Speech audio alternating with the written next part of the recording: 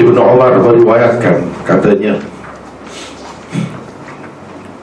Rasulullah sallallahu alaihi wasallam bersabda, aku diperintah supaya memerangi, menentang manusia sehingga mereka bersaksi bahawa sesungguhnya tiada Tuhan melainkan Allah, dan bahawa sesungguhnya Muhammad itu adalah utusan Allah, mendirikan sembahyang dan memberikan zakat. Apabila mereka melakukan semua yang tersebut itu, berarti terpeliharalah darah dan harta benda mereka daripadaku, kecuali dengan hak Islam. Soal hati mereka itu terserah kepada Allah. Hadis riwayat Bukhari, Muslim. Tetapi Muslim tidak ada menyebutkan kecuali dengan hak Islam. Itu saja beza di antara riwayat Bukhari dan Muslim. Bukhari sebut semua tadi, Muslim tak ada sebut ini kecuali dengan hak Islam. Itu tidak ada disebut oleh Muslim dalam riwayat. Itu saja beza hadis. Illa bihaqqil Islam itu tidak ada dalam riwayat Muslim. Yang lain-lain sama. Jadi yang berkata begini kecuali Muslim tak ada sebut ini itu pengarang Mishkat lah. Pengarang Mishkat.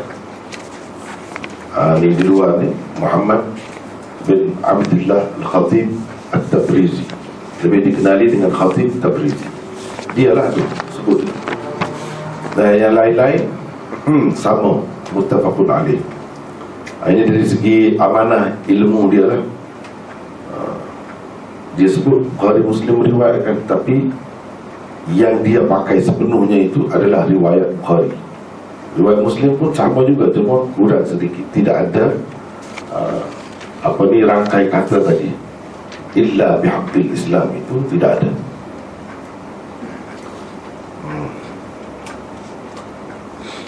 Seperti sebelum ini saya ingatkan sekali lagi, perlu diingat bahawa tajuk-tajuk ni yang ada ni dibuat oleh orang kemudian. Dan saya pun kadang-kadang setuju dengan yang orang buat tu. Kadang-kadang berbeza sedikit sebanyak tu tak kisahlah. Bukannya dibuat oleh pengarang asal. Sebagaimana kita maklum, pengarang asalnya bagi kitab Mishkat ini ialah Imam Baghawi. Imam Baghawi. Lepas tu Khatib Tabrizi ini dia tokoh utama dan perkemaskan lagi jadilah Mishkat.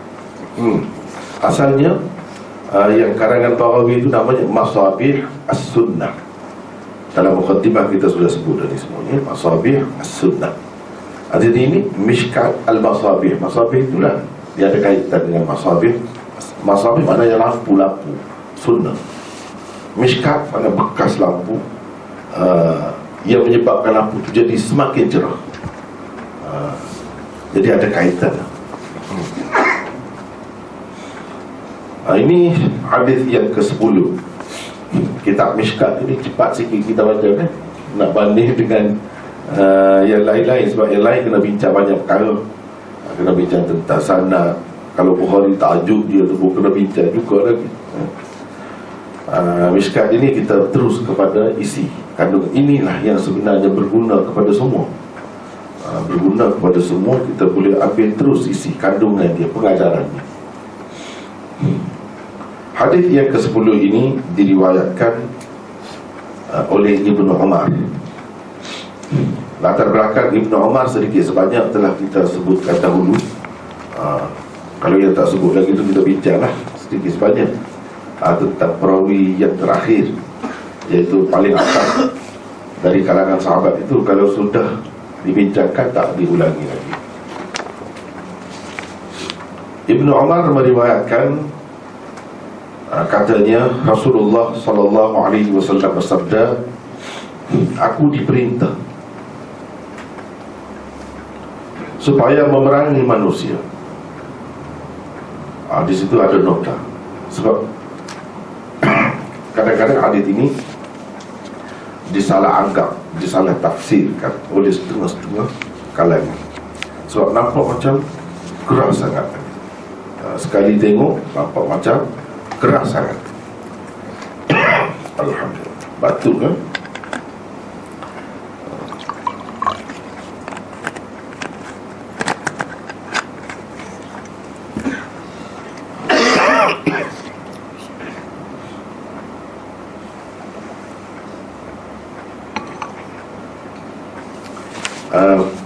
Nampak macam keras, macam disuruh kita ni menyerang, bertindak begitu. Adakah ia sebagaimana zahir? Dan perintah tu kalau kiranya daripada Allah Subhanahu Wa Taala, maknanya sejauh mana maksudnya perintah tu, memberi arti wajib ke, sunat ke, atau macam mana? Itu satu perkara. Yang keduanya, kalau kita tengok diperintahkan supaya memerangi manusia. Manusia ni termasuklah orang Islam sendiri kan, terlalu umum. Tapi siapakah yang dimaksudkan? Itu beberapa perkara yang perlu diselesaikan sekarang. Nota di situ ada 102 ya. Manusia yang diperintah supaya diperangi itu bukan sekalian manusia.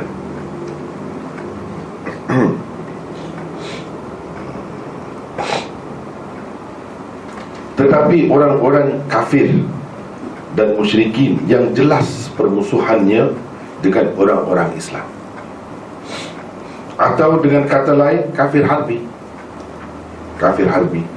Sebab itu dalam tajuk tu kita buat perintah memerangi orang-orang kafir harbi. Bukan semua kafir. Bukan semua kafir. Mereka sahaja sebenarnya yang diperintah oleh Allah akan Rasulnya supaya diperangi.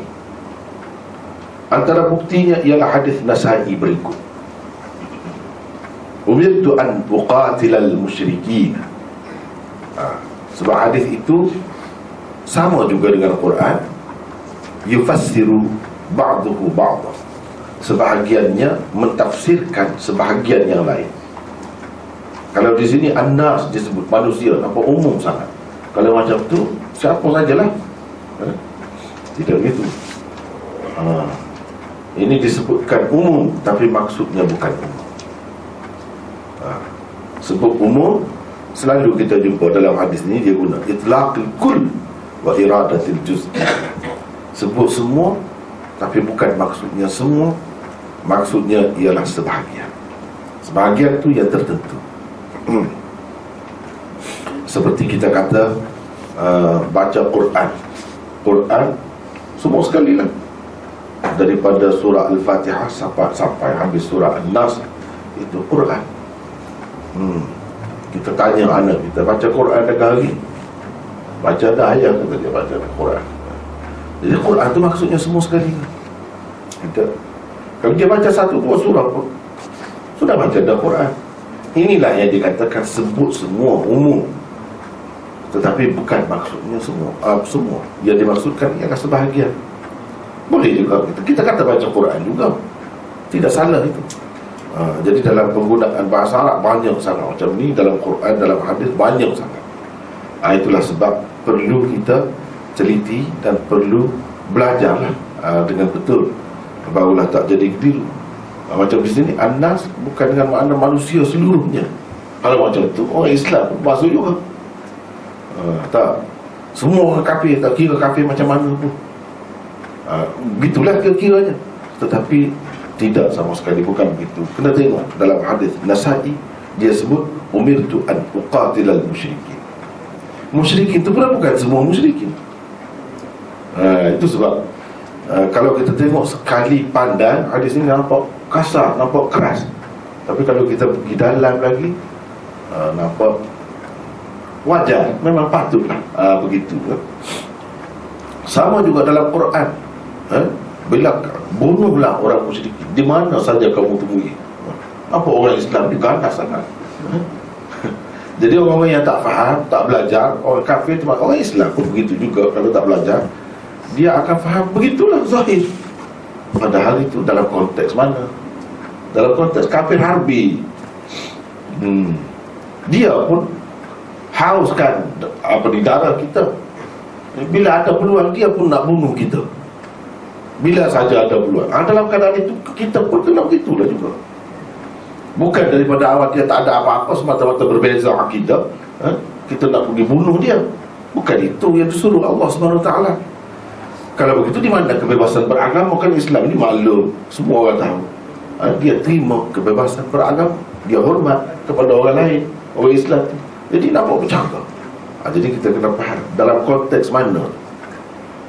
Kalau tidak macam lalu. Yang Nabi SAW kata, sesiapa menyakiti, sesiapa yang mengambil hak orang-orang kafir, fa ana hajijuhu yaumal qiyamah, aku akan menjadi pembelanya di hari kiamat nanti. Kafir mana pula? Keliru. Itu kafir lain.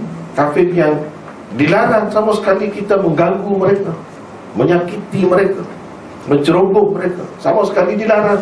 Dan termasuk dalam dosa besar. Bukan dosa kecil, dosa besar. Sebab Nabi kata, saya akan menjadi pembela. Kalau macam bicara dalam dunia ni, pembuat bela balik dia. Nabi kata saya. Ini menunjukkan dosa besar. Akan dibicarakan nanti satu kesilapan dalam agama. Ini pun dalam hadis-hadis yang sahih banyak sekali macam tu. Dengan sebab itu ulama membahagi-bahagikan orang kafir ni kepada beberapa bahagian. Ada banyak kategorinya. Jangan kita pukul sama semua. Tak boleh gitu, silap. Nabi SAW sangat menjaga orang kafir. Tapi kafir mana? Orang yang tahu sekadar kita, takkan kita nak jaga. Ya. Jadi kalau kita bertindak kasar terhadap dia, semua orang boleh terima. Kalau begitu keadaannya, semua orang boleh terima. Jadi kafir itu ulama-ulama bahagikan, ada kafir harbi. Ini berkaitan dengan kafir harbi. Kafir muahid, kafir zimmi, kafir musta'min, apa semua itu ada dibahagikan oleh ulama. Bahkan dalam Quran sendiri pun ada sebut tentang benda-benda ni. Misalnya dalam ayat itu surah Bara'ah, wa in ahadun minal musyrikin istajaraka fa'ajirhu hatta yasma'a kalam Allah thumma ablighu ma'mana. Apa makna? Ini kafir mana? Kita diarahkan, diperintahkan supaya begitu terbuka dengan mereka. Sekiranya mana-mana orang-orang musyrikin itu meminta perlindungan dengan kamu, fa'ajirhu, berilah perlindungan, supaya mereka mendengar kalam Allah. Kemudian sampaikan mereka ke negeri yang mereka berasa aman, negeri dia sendiri, dengan selamat. Ablighu ma'mana, jangan ganggu mereka. Cuba tengok, ini kafir mana? Jadi kita mesti kena bahagi. Jangan kata Islam diganas secara totok begitu, tak boleh. Yang kata suruh perang di mana-mana, haitsu wajadtumuhum, haitsu saqiftumuhum, itu lain. Ini kalau kafir musta'min. Misalnya orang kafir nak minta masuk dalam negeri kita, itu arahan itu kepada pemimpin tu, kepada kerajaan Islam. Sebab yang bertanggungjawab tentang masuk keluar rakyat atau bukan ini pemerintah. Bukan orang perseorangan yang nak bagi visa, nak bagi pasport, kena ada ini berkait dengan pemerintah. Jadi ayat tadi berkenaan dengan pemerintah. Kalau pemerintah, orang kafir minta nak masuk ke dalam negeri Islam, benarkan. Tapi kita, pemerintah Islam, kena ada niat dakwah, mesti kena ada. Jangan kita jadikan negeri kita pusat maksiat, kemudian dia datang kita benarkan. Bukan begitu caranya. Hatta yasma'a kalam Allah, supaya mereka dapat mendengar kalam Allah. Itu maksud. Mereka dapat melihat masyarakat Islam yang baik, berbeza daripada keadaannya, dapat jadi contoh yang baik. Itu. Tapi kalau kita pun teruk daripada mereka, apa nak tunjuk? Kalau masyarakat Islam pun penuh dengan maksiat, tak ada dengar, tak ada nampak contoh agama, tak ada dengar pun kalam Allah, nak jadi apa? Jadi dakwah itu mesti dilakukan oleh orang biasa, individu, masyarakat dan juga pemerintah. Kemudian hantarkan mereka. Orang biasa nak hantar apa? Sampaikan mereka, mana benarkan mereka pulang dengan selamat sejahtera. Ini semua tanggungjawab pemerintah. Jadi jelas nak itu mustakmin, orang kafir yang minta keamanan, kedamaian dengan kita, masuk negeri kita, dia selamat, kita benarkan dia kena ada orang Islam ni unsur dakwah, fikir untuk agama, tak kira pada mereka.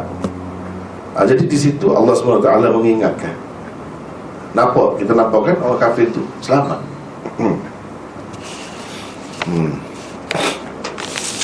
Kemudian banyak lagi ayat-ayat yang lain, sabda-sabda Nabi SAW banyak sekali berhubung dengan orang kafir ni. Nampak, sebab itu ulama-ulama membeza-bezakan orang kafir itu tidak sama kedudukannya.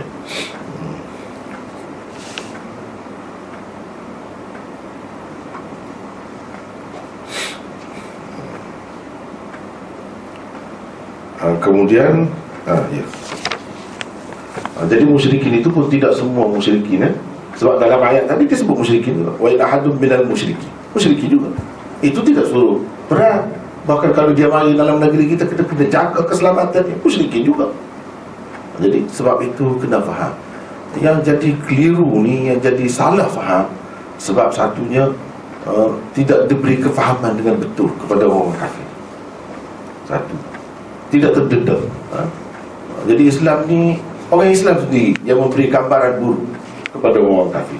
Dia tidak menjelaskan kedudukan Islam itu yang sebenar. Macam mana dia nak jelaskan, dia sendiri pun tak tahu. Dia sendiri pun tak tahu sebab tidak belajar. Itu yang punca. Kalau belajar, semua peringkat belajar, insya-Allah tak akan berlaku kekeliruan yang seumpama ini.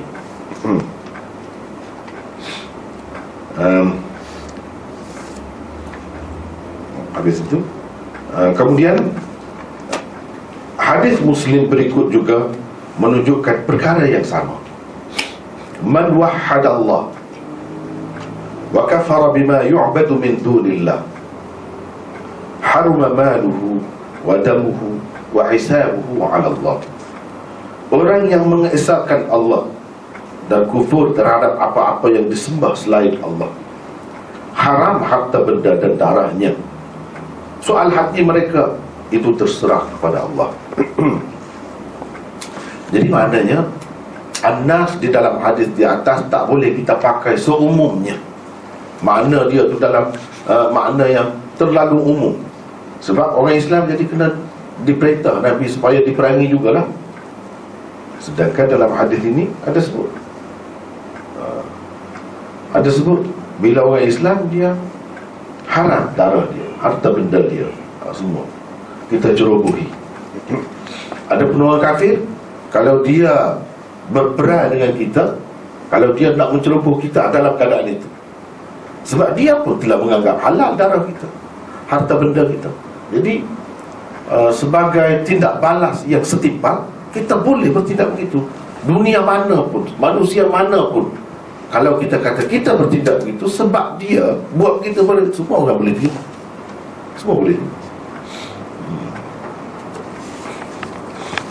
Tetapi kalau kita nak menceroboh saja-saja kita, itu tak boleh. Itu tak boleh. Ya, ada satu keadaan yang ulama-ulama bincangkan, mana kita kata jihad berbentuk ofensif lah, bukan defensif. Setengah-setengah orang dia kata defensif saja boleh. Sebenarnya tidak. Kalau kita perhati dalam sunnah, ofensif pun boleh, tapi dengan syarat sebenarnya. Dia menghalang kerja kita, kebebasan. Yang kita kata, kalau zaman sekarang dia kata hak asasi manusia, kebebasan beragama. Dia menghalang kita untuk berdakwah. Tak boleh kita nak dakwah masyarakat dia, orang dia, dia halang tu, musuh dengan kita. Sampai dia nak bunuh kita, dia nak serang negeri kita kalau kita buat begitu. Padahal kita nak bebas bincang agama tu, bincang dari segi akidahnya, dari segi apanya, secara perbandingan kita nak bincang. Benarkan orang dia mari ke negeri kita, kita bagi ceramah kepada dia, Lepas tu terpulang kepada dia nak terima Islam ke atau tidak. Atau kita boleh pergi ke negeri dia, kita boleh bawa ajaran kita, boleh sebarkan buku-buku kita. Itu kalau dihalang itu ada juga kita boleh bertindak terlebih dahulu terhadap mereka. Atau mereka menceroboh terhadap negara Islam, mana-mana orang Islam, kita boleh juga bertindak terhadap dia. Dalam keadaan itu dia tidak serang negeri kita, tapi serang negeri Islam yang lain, kita boleh bertindak dalam keadaan itu, sebagai membela saudara kita. Tapi kalau saja-saja, kita pun bebas, radio kita pun ada di sana, TV kita pun ada di sana, dia benarkan untuk berdakwah, tak boleh nak serang, tak tentu pasal. Sebab itu saja maksudnya. Kalau itu terhalang, bermakna kebebasan beragama, kebebasan mengeluarkan pendapat kepada orang lain, itu sudah terhalang. Sebab itu dibenarkan. Walaupun ada juga ulama-ulama mengatakan tidak, selagi dia tidak menceroboh kita, kita tak boleh. Tapi yang terlebih baiknya yang tadi, sebenarnya Islam nak bagi kebebasan pilihan. Kita perkenalkan Islam yang sebenar kepada seluruh manusia, mana-mana. Jika pemerintah itu menghalang, itu boleh kita ceroboh dia. Yang ketiga, boleh juga ceroboh kalau rakyat negeri dia tu sendiri sudah jemu dengan cara dia, dan dia menganiayai, mencerobohi hak-hak manusia di negeri dia. Kalau kita ada kuasa kita lebih kuat, kita boleh juga serang untuk menyelamatkan mereka.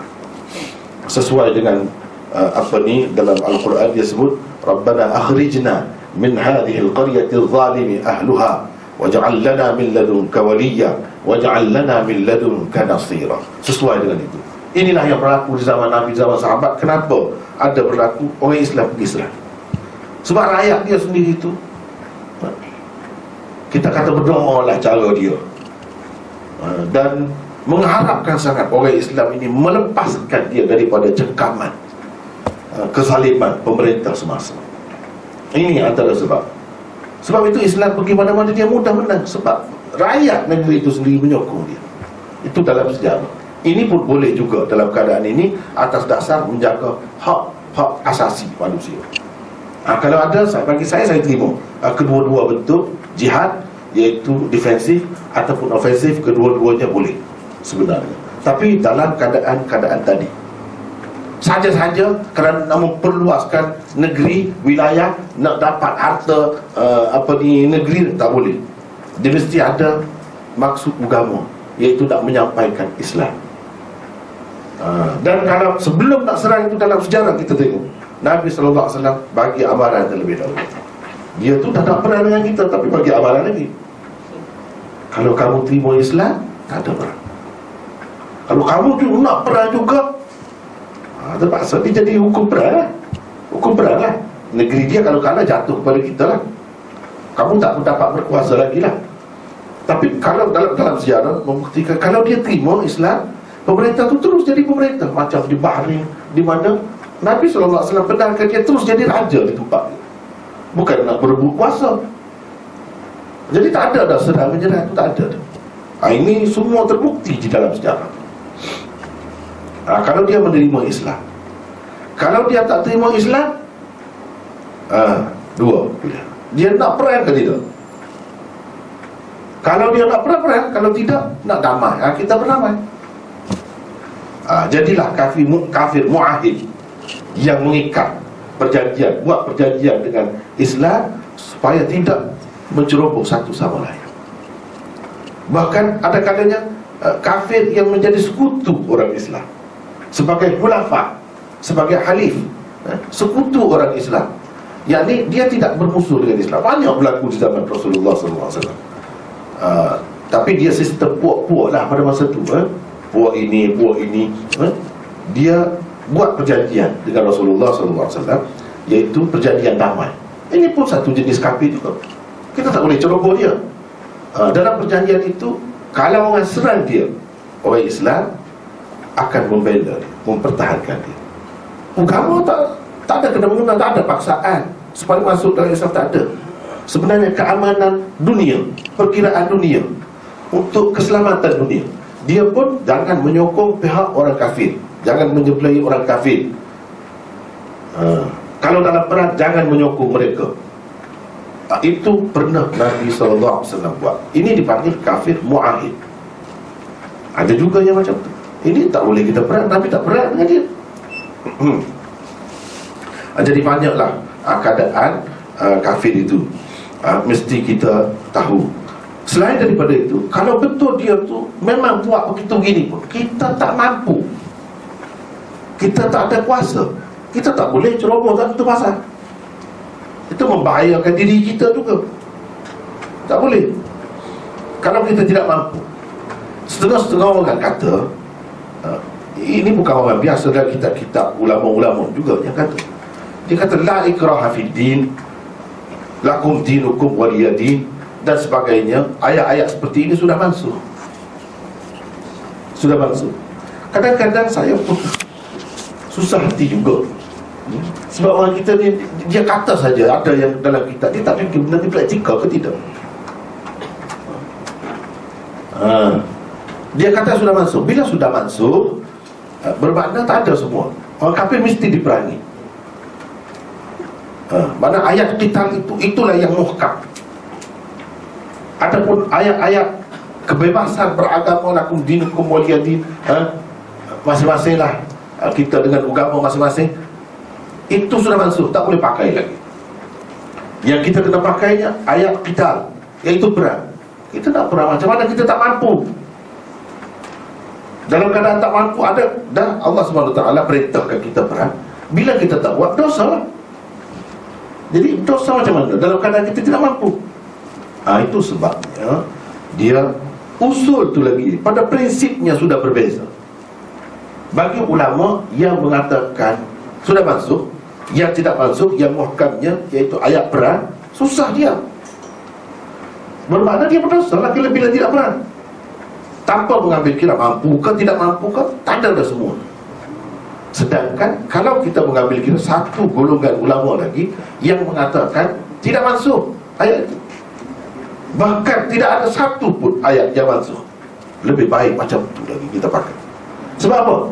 Keadaan boleh berulang. Kalau suatu ketika Islam lemah, ketika itu dia kata lakum dinukum waliyadin, la ikraha fid din. Ketika itulah bila Islam kuat, tak ada dah. Apakah Islam ni kuat sampai akhir zaman? Setiap masa, sepanjang masa? Tidak kan?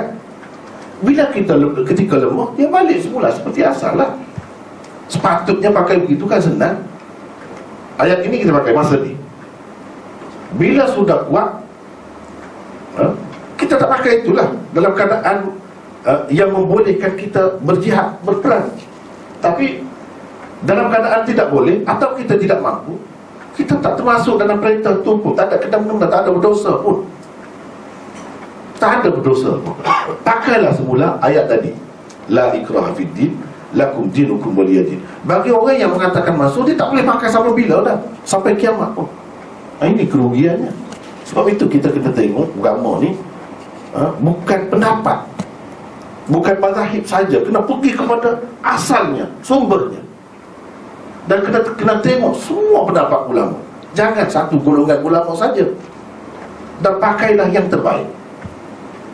Mengikut yang saya belajar, termasuklah Maulana Anwar Shah Kashmiri apa semua, mereka kata tak ada satu pun ayat Quran yang langsung, dengan arti tak boleh pakai langsung, selain daripada dapat pahala saja kita baca. Tak ada macam tu. Mesti boleh pakai sampai bila-bila. Cuma dia mengikut keadaan. Macam tadi la ikraha fid din, kita pakailah sekarang ni, kita pakai yang tu lah, lakum dinukum waliyadin. Dan uqtulul musyrikin haitsu wajadtumuhum, tak boleh dipakai. Kita tak pakai itu, tak berdosa pun. Kalau kita pakai macam tadi, jadi berdosa. Dia nak buat macam mana? Dia tak fikir ke itu? Bagi orang-orang yang kata sudah mansuh tadi, jadi masalah. Dalam keadaan tidak mampu, tak boleh. Nabi SAW tak benarkan sahabat-sahabat dia pergi berperang kerana tak cukup kelengkapan perang. Sahabat-sahabat ada yang nak pergi berperang, Nabi SAW kata, Qul la ajidu ma ahmilukum alaihi, tawallaw wa'yunuhum tafidhu minad dam'i hasanan alla yajidu ma yunfiqun. Dan ayat-ayat seumpama itu Nabi tak bagi pergi. Sebab tak ada kenderaan, tak cukup, tak ada senjata. Mereka itu menangis kerana tak boleh. Menangis juga kerana tak boleh, tak ada harta benda untuk dibelanjakan untuk perang. Maknanya dalam keadaan tidak mampu, kita tidak dibenarkan. Walaupun ada perintah, dia berkait dengan syarat-syarat, prasyaratnya, keperluannya, kena ada semua, barulah ada. Itu pun dalam keadaan kita kata perintah itu. Perintah itu kita nak pakai, tengok pula dengan kemampuan kita. Jangan tidak mengambil kira kemampuan ataupun akibat dia, akibat buruk dia kalau kita bertindak. Apa akibat? Jangan fikir akibat itu kepada kita saja, fikir akibat itu untuk umat Islam seluruhnya. Jadi itulah bendanya. Jadi di sini dikatakan diperintah memerangi, menentang, bukan bunuh. Lain, bunuh lain, memerangi, menentang. Memerangi dada, lain.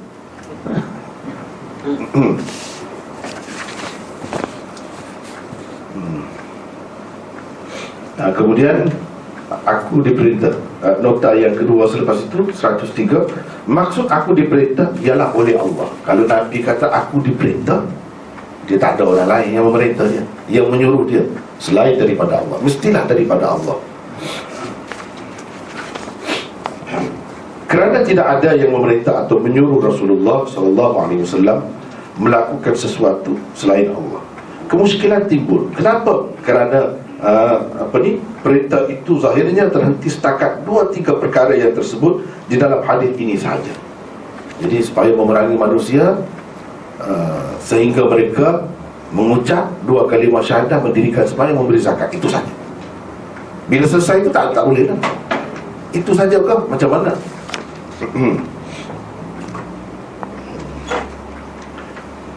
Seolah-olahnya tidak ada lagi perintah Allah itu.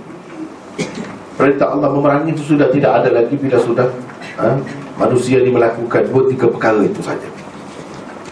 Walaupun dengan meninggalkan ajaran-ajaran dan tuntutan agama Islam yang lain, darah dan harta benda seseorang yang melaksanakan 3 perkara itu sudah itu saja sudah terjamin, dijamin, terpelihara daripada tindakan dan hukuman pihak pemerintah Islam. Ia tidak boleh diganggu-gugat lagi selepas itu. Jawapan kepada kemusykilan ini ialah 1. Di bawah kesaksian terhadap kerasulan Muhammad sallallahu alaihi wasallam sudah pun termasuk membenarkan segala apa ajaran yang dibawa oleh baginda. Jadi tidak timbul soal menafikan ajaran-ajaran Islam yang lain selain 3 perkara tersebut di dalam hadis ini. Justru Islam seseorang itu baru dikira sah apabila ia secara umumnya menerima dan membenarkan kesemua perintah Allah dan Rasulnya.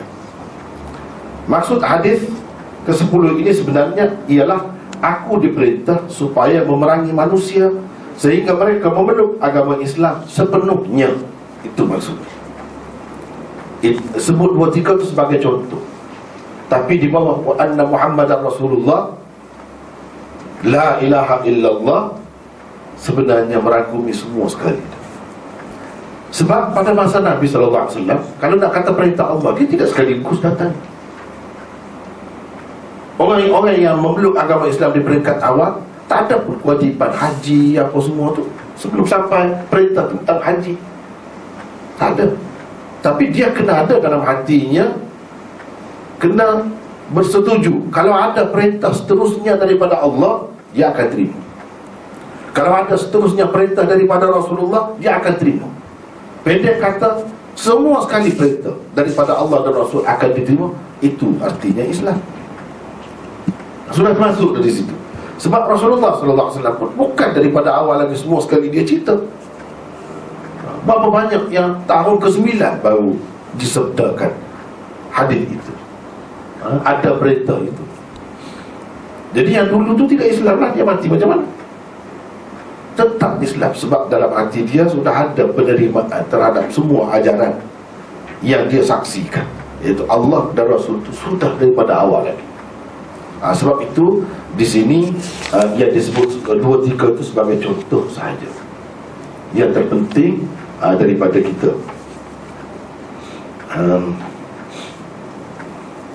Satu jawapan. Yang kedua, rangkai kata illa bihaqqil Islam, mengecualikan keterpeliharaan darah dan harta benda mereka jika hak-hak atau tuntutan Islam yang lain dicerobohi. Illa bihaqqil Islam itu kan ada dalam hadis, kecuali dengan hak Islam. Jadi hak Islam menuntut semua ajarannya dituruti, diterima dengan patuh. Setelah melaksanakan 3 perkara yang tersebut di dalam hadis di atas, jika seseorang membunuh, dia akan diqisas illa bihaqqil Islam. Keharusan membunuh dia, jadi halal darah dia kerana dia telah membunuh. Itu hak Islam. Islam menuntut supaya dibunuh. Jika mencuri, tangannya akan dipotong secara umumlah, secara kasar, yakni kemuncaknya boleh dipotong berdasarkan perintah Islam. Itu hak Islam juga. Jika menuduh seseorang berzina tanpa mengemukakan saksi, dia akan disebat 80 sebatan. Dan jika harta orang dirosakkan, dia mesti membayar ganti ruginya. Semua itu hak Islam. Islam menerima. Jadi bukan 3 perkara itu saja selesailah. Tidak. Ini semua ada di dalam Quran dan di dalam hadis.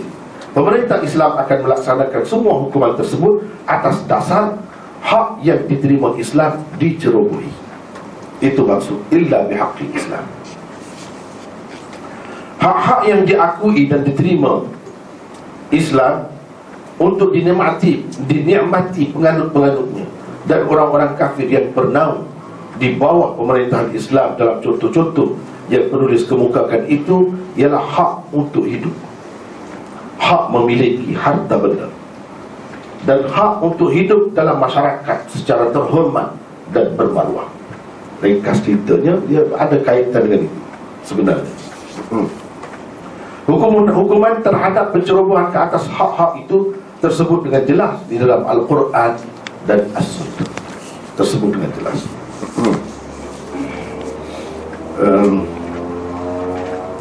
Jadi itu maksud illa bihaqqil Islam, merangkumi keadaan-keadaan ataupun perintah-perintah Islam yang lain, bukan terikat dengan 2-3 perkara untuk mendirikan sembahyang, menunaikan zakat, habis. Sudah tak boleh dah kita nak bertindak apa-apa terhadap dia. Bukan gitu. Kalau dia macam tadi bunuh orang, dibunuh, balas.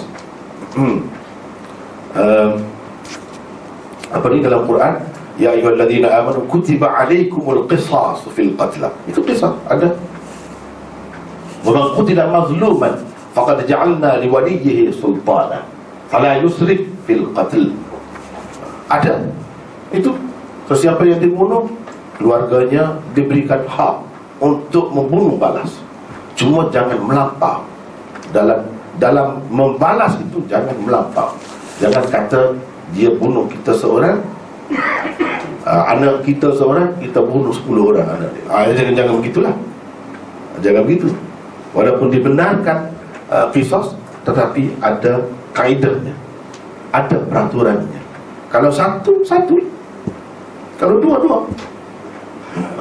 Al-ainu bil-ain wal-anfu bil-anfi. Dalam Quran disebut mata balas dengan mata, hidung, telinga. Dan kalau dia potong telinga dia dipotong, bukan dibunuh. Wal-juruh qisas. Dan begitu juga luka-luka yang lain. Kalau dia melukakan sesuatu, macam itu boleh dibalas. Jangan lebih. Jangan lebih. Kalau dia tampar, kita tampar lah. Jangan buat lebih lagi daripada itu.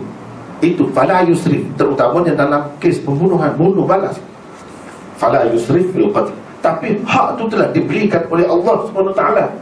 Hak qisas untuk membunuh balas terhadap orang yang membunuh sesiapa dari kalangan kita. Itu hak telah diberikan oleh Allah, ada dalam Quran. Bahkan Allah SWT kata kutiba, diwajibkan ke atas kamu membunuh balas, qisas. dalam kes pembunuhan. Kan jelas sama dengan kutiba alaikumus shiyam, diwajibkan ke atas kamu puasa, sama, tuntutan itu sama. Jadi ini termasuk dalam hak Islam. Begitu juga yang lain-lain lagi, banyak lagi yang lain. Itu semua mesti dijaga, dipelihara, diterima. Tak boleh kata dah saya Islam, saya sembahyang dah, saya bagi zakat dah, ikutlah saya nak bunuh orang pun. Tak boleh dah bertindak terhadap saya, harta benda saya, nyawa saya, darah saya sudah terpelihara. Tak boleh begitu. Sebab dalam hadis itu juga ada sebut illa bihaqqil Islam. Dia kemas kan. Kalau hadis dia sahih, dia memang sifat dia kemas. Kita boleh jawab daripada hadis itu juga, tak payah pergi ke lain. Jadi kemuskilan tadi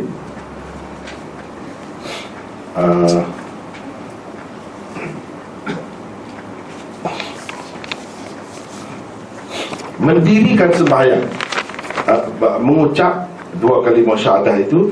Hadis ini salah satu hadis bukti yang menunjukkan untuk seseorang itu memeluk agama Islam, untuk sahnya dia kena mengucap. Kepada yang mampu lah, yang boleh mengucap, dia kena mengucap. Jadi mengucap ini tak mesti dalam bahasa Arab. Sebaik-baiknya beginilah, seperti yang Rasulullah SAW sebut itu. Tapi kalau dia tak dapat sebut, dalam bahasanya dia boleh sebut. Dan sesegera mungkin, jangan tangguh-tangguhkan. Kita bersalah kalau tangguh. Tak perlu pergi ke pejabat agama itu untuk rasmi, untuk dia dapat bantuan apa semua itu boleh lah. Tapi yang sah tak mesti pergi ke pejabat agama, tak mesti. Dia dah masuk Islam, ajar terus. Lepas tu untuk dia dapat bantuan, sebab kita ada institusi agama yang menjaga kepentingan umat Islam, ada yang menjaga kepentingan orang yang baru memeluk agama Islam, kita bawa lah dia. Kita bawa lah dia untuk nak daftar apa semua tu. Itu boleh, itu dikemudiankan, tak apa. Tapi jangan kata tak sah.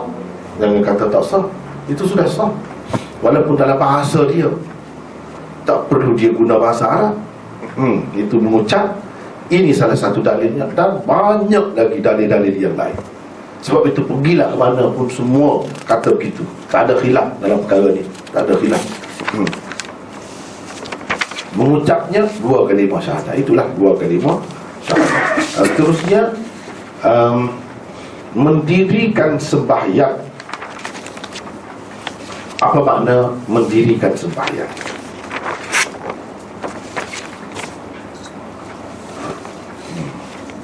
Antara makna mendirikan sembahyang, ini muka surat 88, ada nota itu 104. Yang disebut oleh para ulama ialah: satu, menunaikan sembahyang dengan cukup rukun dan syaratnya. Kalau dia menunaikan sembahyang juga cara dia, cara niat dia. Sebab dia kata aqimus salah, dirikanlah sembahyang, dia kena berdirilah, mana ada rukun pula. Misalnya kalau itu tak termasuk, tak jadi kalau sembahyang macam tu. Ini maksud dalam hadis ini, syarat-syarat jadi terpelihara darah dan harta benda tu, dia kena macam ni. Yang kedua, menunaikan sembahyang dengan cukup rukun dan syaratnya secara berkekalan dan berterusan. Itu maksud iqamatis salat, mendirikan sembahyang. Bukan mendirikan sembahyang tu sembahyang sambil berdiri saja, jadi rokok apa semua tak ada. Itu cara bodoh, faham tu. Tapi ada ayat ajaran sesat macam-macam lah, ikut suka hati dia.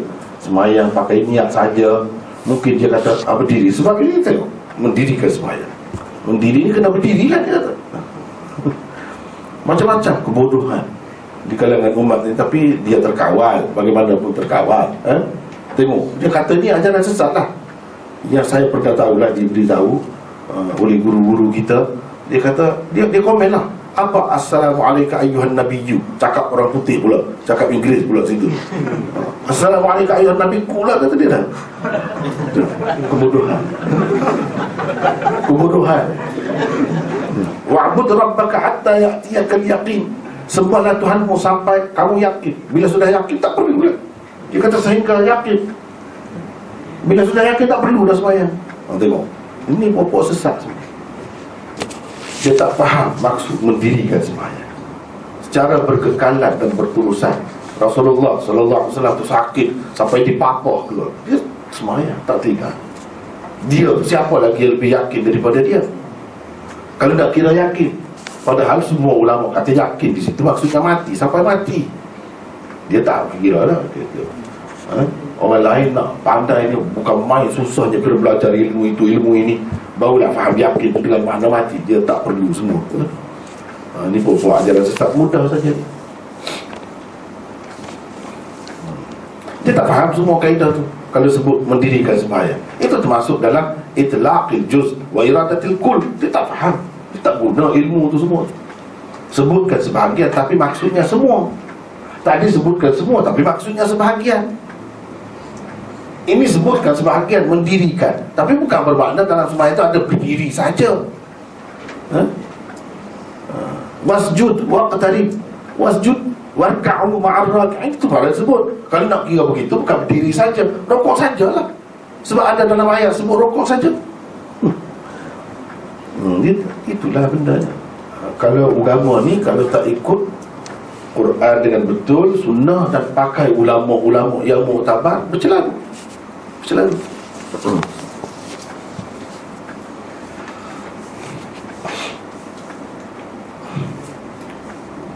Yang ketiga, menunaikan sembahyang tanpa rasa jemu dan malas, di samping sentiasa berusaha menyempurnakannya. Macam mana nak menyempurnakan sembahyang? Fikir, usaha ke arah itu. Kalau ada rasa malas, nak buang rasa itu, jemu, nak tolak itu, dengan kesedaran begitu, mesti kita rasa tak sempurna lagi. Tak sempurna tak boleh qada. Bila kita sudah sembahyang, kita rasa tak sempurna macam mana pun, kalau tak jelas apa yang tidak sempurna tu, syaratnya ke, rukunnya ke, kalau selagi tak jelas, tak boleh kita qada. Tak boleh qada. Serah kepada Allah. Cuma kita fikir yang akan datang. Yang akan datang kena fikir, jaga apa lagi yang kurang, yang kita rasa tidak sempurna tu apa. Mungkin kita makan benda-benda haram, lepas tu kita sembahyang, syarat rukunnya sudah sempurna, kita rasa yang tak sempurna, tinggalkanlah, berhentilah. Itu caranya nak menyempurnakan sembahyang. Kalau kita kurang sembahyang jemaah, itulah kita rasa kurang sembahyang tu sah, jemaah lah. Ada tempat kan nak berjemaah. Itu caranya. Jadi kena fikir untuk peningkatan nilai sembahyang kita. Kena fikir. Ini termasuk dalam iqamatis salat, yuqimus salat, mendirikan sembahyang, ini semua termasuk.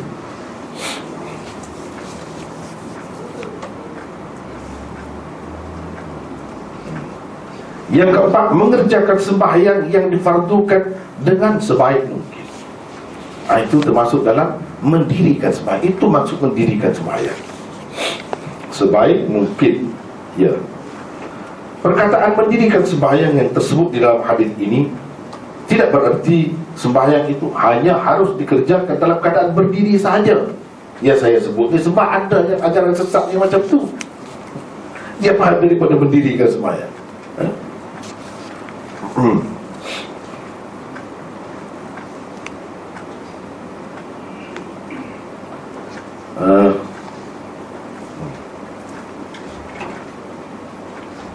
Penggunaan perkataan ini sebenarnya adalah berdasarkan satu kaedah majaz mursal dalam ilmu balaghah. Kaedah itu berbunyi itlaqil juz wa iradatil kull. Sebutkan sebahagian tetapi yang dimaksudkan kesemua sekali, keseluruhan. Sebutkan mendirikan, kalau kita nak pakai juga dengan makna berdiri, itu yang disebut satu, tapi bukan maksud berdiri itu saja. Jangan faham begitu. Maksudnya semua sekali.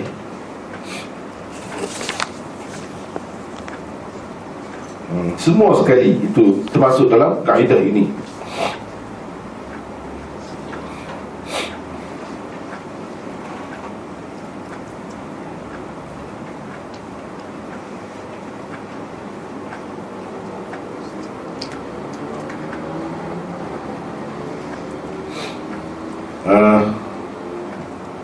Yang ini menyebutkan satu bahagian sahaja daripada sesuatu benda atau perkara, padahal yang dimaksudkan ialah kesemua sekali benda atau perkara itu. Jadi ini semua termasuk dalam kaedah ini. Sama juga kalau dalam warka'u ma'ar raki'in, rokoklah bersama orang rokok. Jangan kita faham sembahyang itu ada rokok saja. Itu termasuk dalam itlaqil juz wa iradatil kull.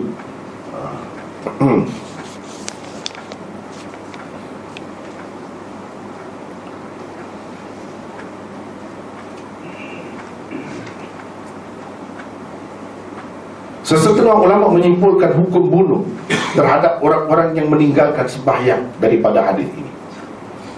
Sebab dia kata sehingga mereka mendirikan sembahyang baru terselamat daripada diperangi ataupun dia faham bunuh di sini. Dia faham bunuh, diperintah supaya bunuh. Mana kalau tak sembahyang tu boleh dibunuh. Setengah-setengahnya faham gitu. Sama ada kerana mereka telah menjadi murtad, meninggalkan sembahyang itu jadi murtad. Jadi bunuh itu kerana murtad dengan sebab meninggalkan sembahyang, atau kerana adanya hukuman had, iaitu dibunuh jika tetap tidak mahu bersembahyang setelah dinasihati atau didera. Walaupun mereka tidak menjadi kafir dan murtad dengan sebab meninggalkan sembahyang itu. Jadi ada dua pendapat. Satu kata meninggalkan sembahyang itu jadi murtad, jadi bunuh, hukum bunuh tu kerana murtad lah. Satu lagi pendapat mengatakan hukuman bunuh itu bukan kerana murtad. Dia Islam, tetap Islam, tapi ini termasuk dalam hukuman had. Had yang perlu dilaksanakan. Bila tak sembahyang, dia kena hukum bunuh. Seperti mana orang Islam, bila dia bunuh orang, kena bunuh. Dia tetap Islam, bukan kerana kafir dibunuh tu, kerana ia termasuk dalam hukuman had. Ini pendapat setengah kalangan lah. Ibnu Daqiq al-Aid membantah kesimpulan yang dibuat oleh setengah ulama itu dengan alasan di dalam hadis ini tidak tersebut perkataan qatl. Tak ada. Yang ini bunuh. Untuk disimpulkan hukuman bunuh daripadanya, aku diperintahkan supaya memerangi. Paling tinggi itu mana dia? Bukan membunuh. Tadi kita terjemah macam mana? Aku diperintah supaya memerangi manusia. Kita muqatalah, memerangi, atau menentang. Menentang. Untuk disimpulkan hukuman bunuh daripadanya, yang ada ialah perkataan uqatila.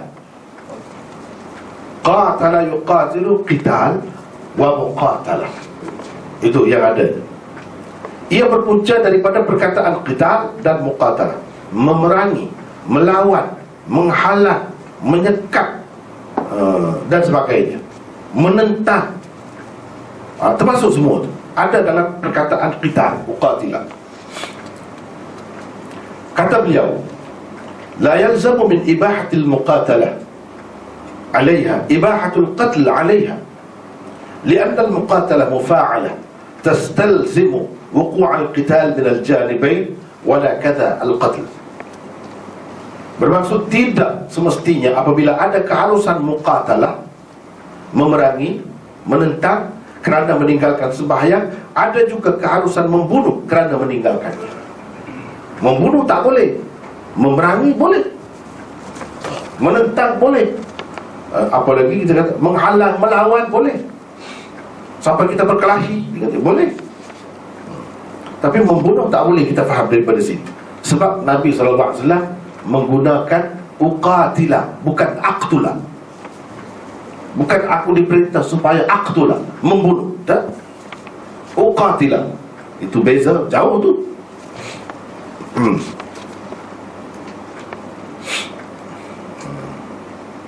Ini kerana di dalam perkataan qital dan muqatalah itu terkandung makna perlawanan di antara dua pihak. Dia mesti ada begitu. Dia mesti ada perlawanan di antara dua pihak. Yang itu tak mahu sembahyang, yang ini nak suruh dia sembahyang. Ada perlawanan di sini. Ini kalau kita belajar bahasa Arab dipanggil sirah atau bina musyarakah.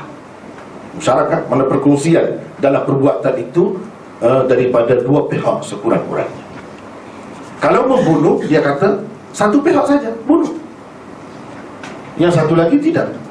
Ini disebut oleh Nabi SAW perkataan uqatilah, berbeza.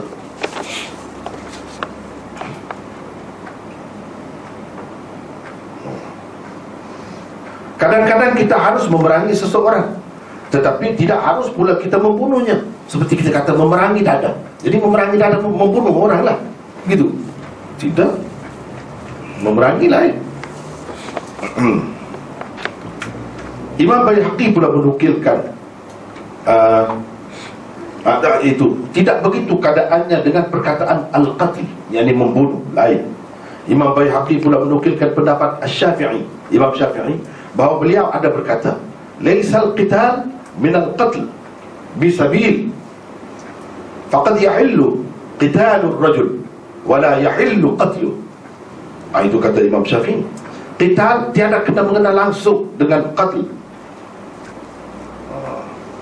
Apa ni? Dengan qatl, yakni pembunuhan. Kadang-kadang kita harus memerangi seseorang, tetapi tidak harus pula kita membunuhnya. Kata dia. Ini contohnya dalam hadis ini. Kita boleh, bahkan diperintahkan memerangi, tapi membunuhnya tak boleh. Membunuhnya tak boleh, tak termasuk ni. Ini cara memahami hadis yang betul. Mesti kena pakai semua kaedah. Kalau tak mau pakai semua kaedah tu, jadi ajaran sesat. Mudah, tak belajar pun apa. Tapi kalau kita nak faham betul-betul hadis, kena ambil kira semua ilmu. Di sini dia guna perkataan qital, muqatal, uqatilah, bukan qatl. Jadi Imam Syafi'i kata, kadang-kadang kita boleh memerangi, tetapi tak boleh membunuh. Beza tu.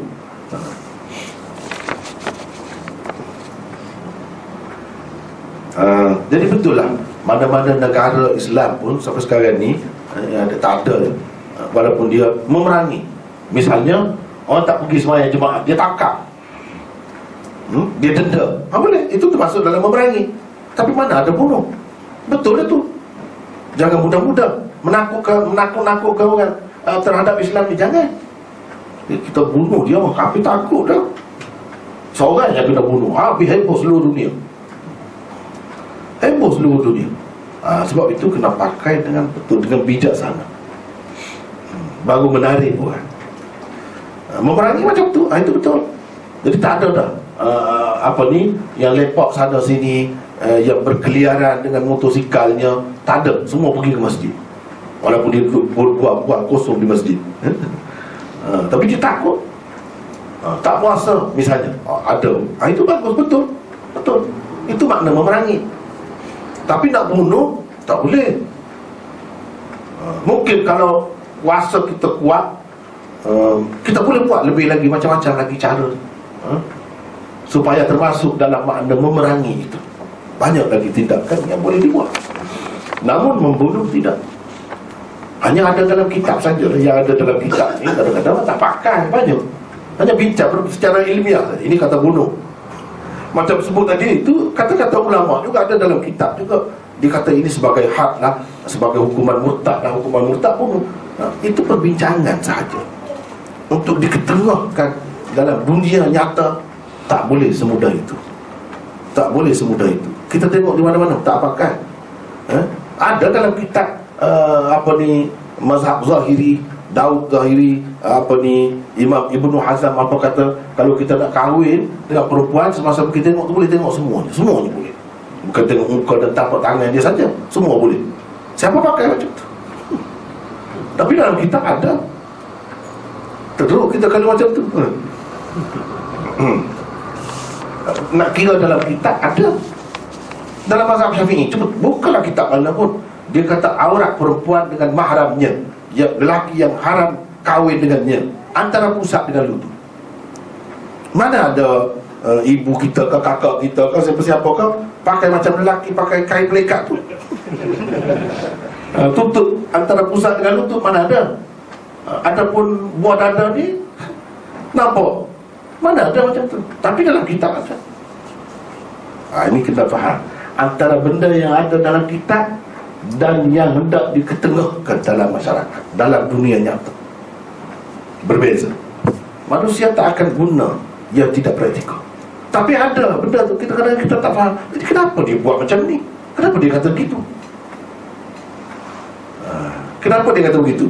Begini, kalau sudah jadi menantu kita ataupun anak kita sendiri yang perempuan tu, ada kalanya ketika dia nak menyusu, susah juga nak menyusu. Susah juga. Jadi tak kisah kalau nampak sikit-sikit. Sebab aurat dia yang sebenar antara pusat dan lutut. Jangan terlalu bersembunyi dengan mertua, dengan ayah, dengan abang. Bila nak bagi, nak menyusukan anak tu cukup susah. Jangan begitu. Kena ingat bahawa aurat perempuan dengan lelaki mahram dengannya antara pusat dan lutut. Di situ ada kelonggaran, kemudahan kaki, ada rahmat di situ.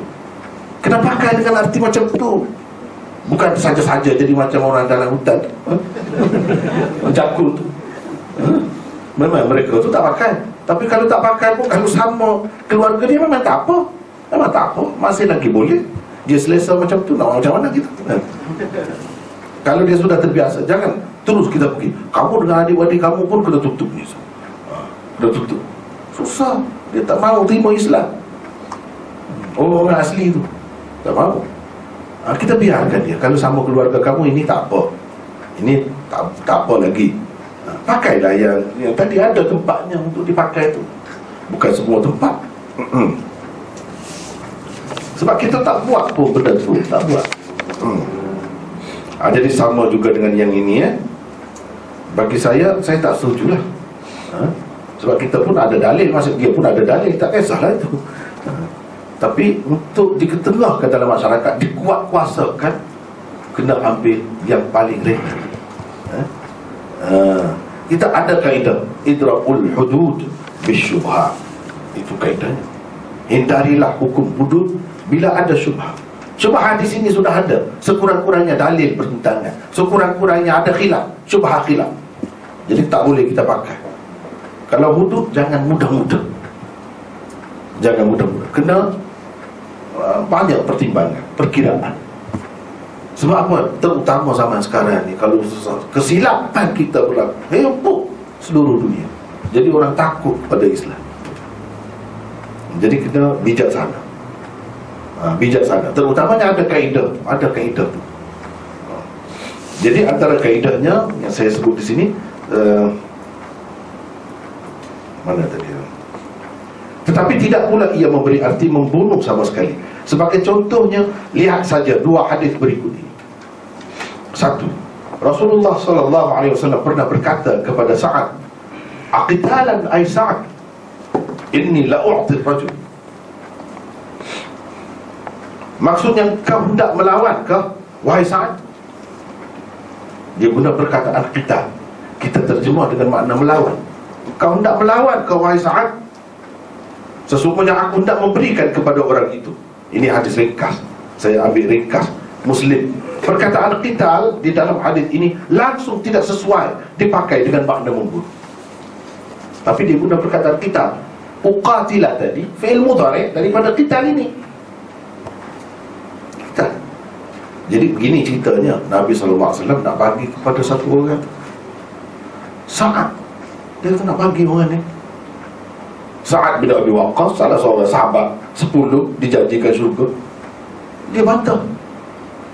Nabi SAW pun kata, "Aqitalan ay Sa'ad." Wahai Sa'ad, kamu nak melawan? Beberapa kali. Sebab dibagi dia rasa tidak sesuai. Dia tidak sesuai.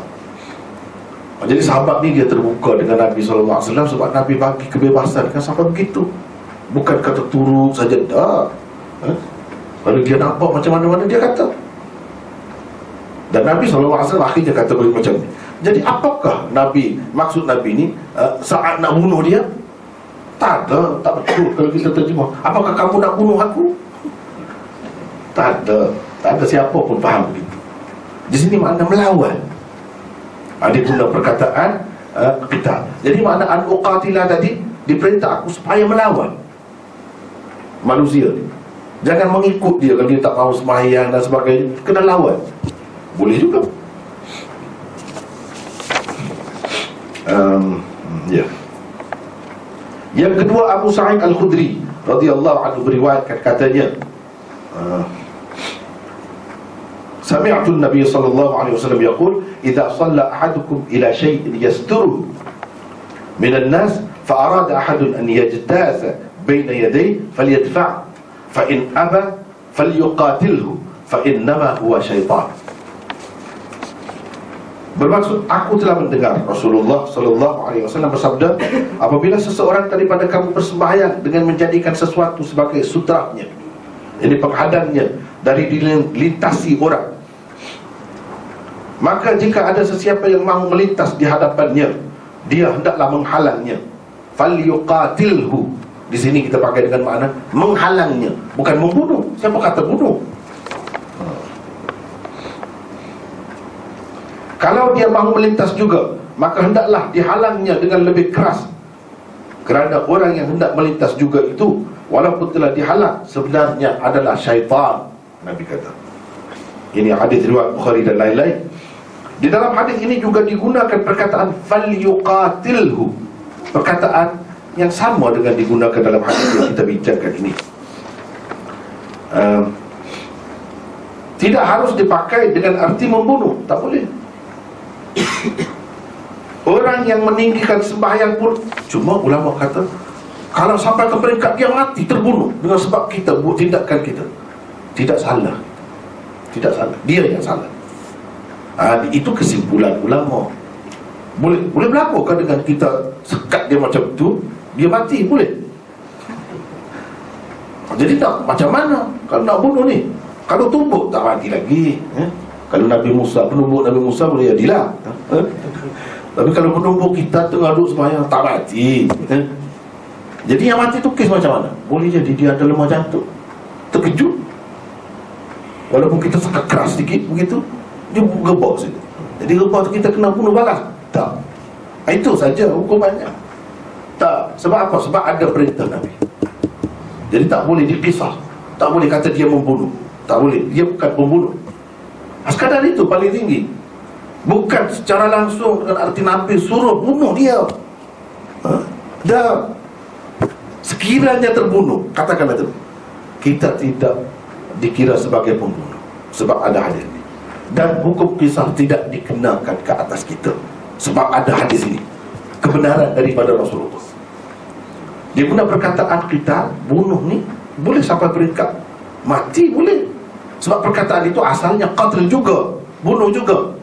Cuma berlaku dari dua pihak. Dia memberi makna yang lain pula bila ada tambah perkataan itu, tambah huruf itu. Qatala, asalnya qatala. 3 perkataan saja. Bila tambah alif saja, ada makna yang lain. Ini benda yang perlu diambil kira. Berapa banyak dalam hadis yang lain sebut perkataan yang sama, semuanya tidak memberi arti membunuh. Tidak memberi arti membunuh.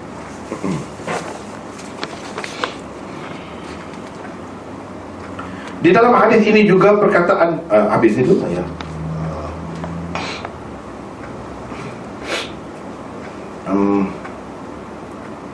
Orang-orang yang meninggalkan sembahyang pula tidak menjadi kafir dan murtad. Sebab ada hadis juga yang sebutkan sesiapa yang meninggalkan sembahyang dia jadi kafir, faqad kafara.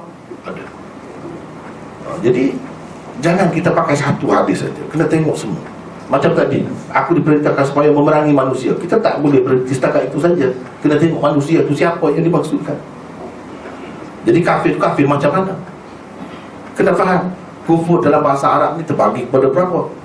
Kena ambil kira semua tu. Jadi setengah-setengah ulama dia kata jadi kafir. Bila jadi kafir, kafir macam mana? Asal dia Islam, murtad lah. Bila murtad, hukum murtad bunuh. Dia buat kesimpulan begitu. Tak boleh.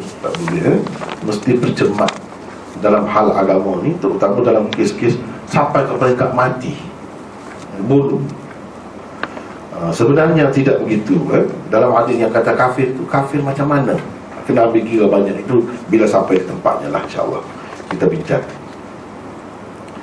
Ia juga tidak dikenakan hukuman had bunuh, seperti disimpulkan oleh sesetengah ulama daripada hadis ini.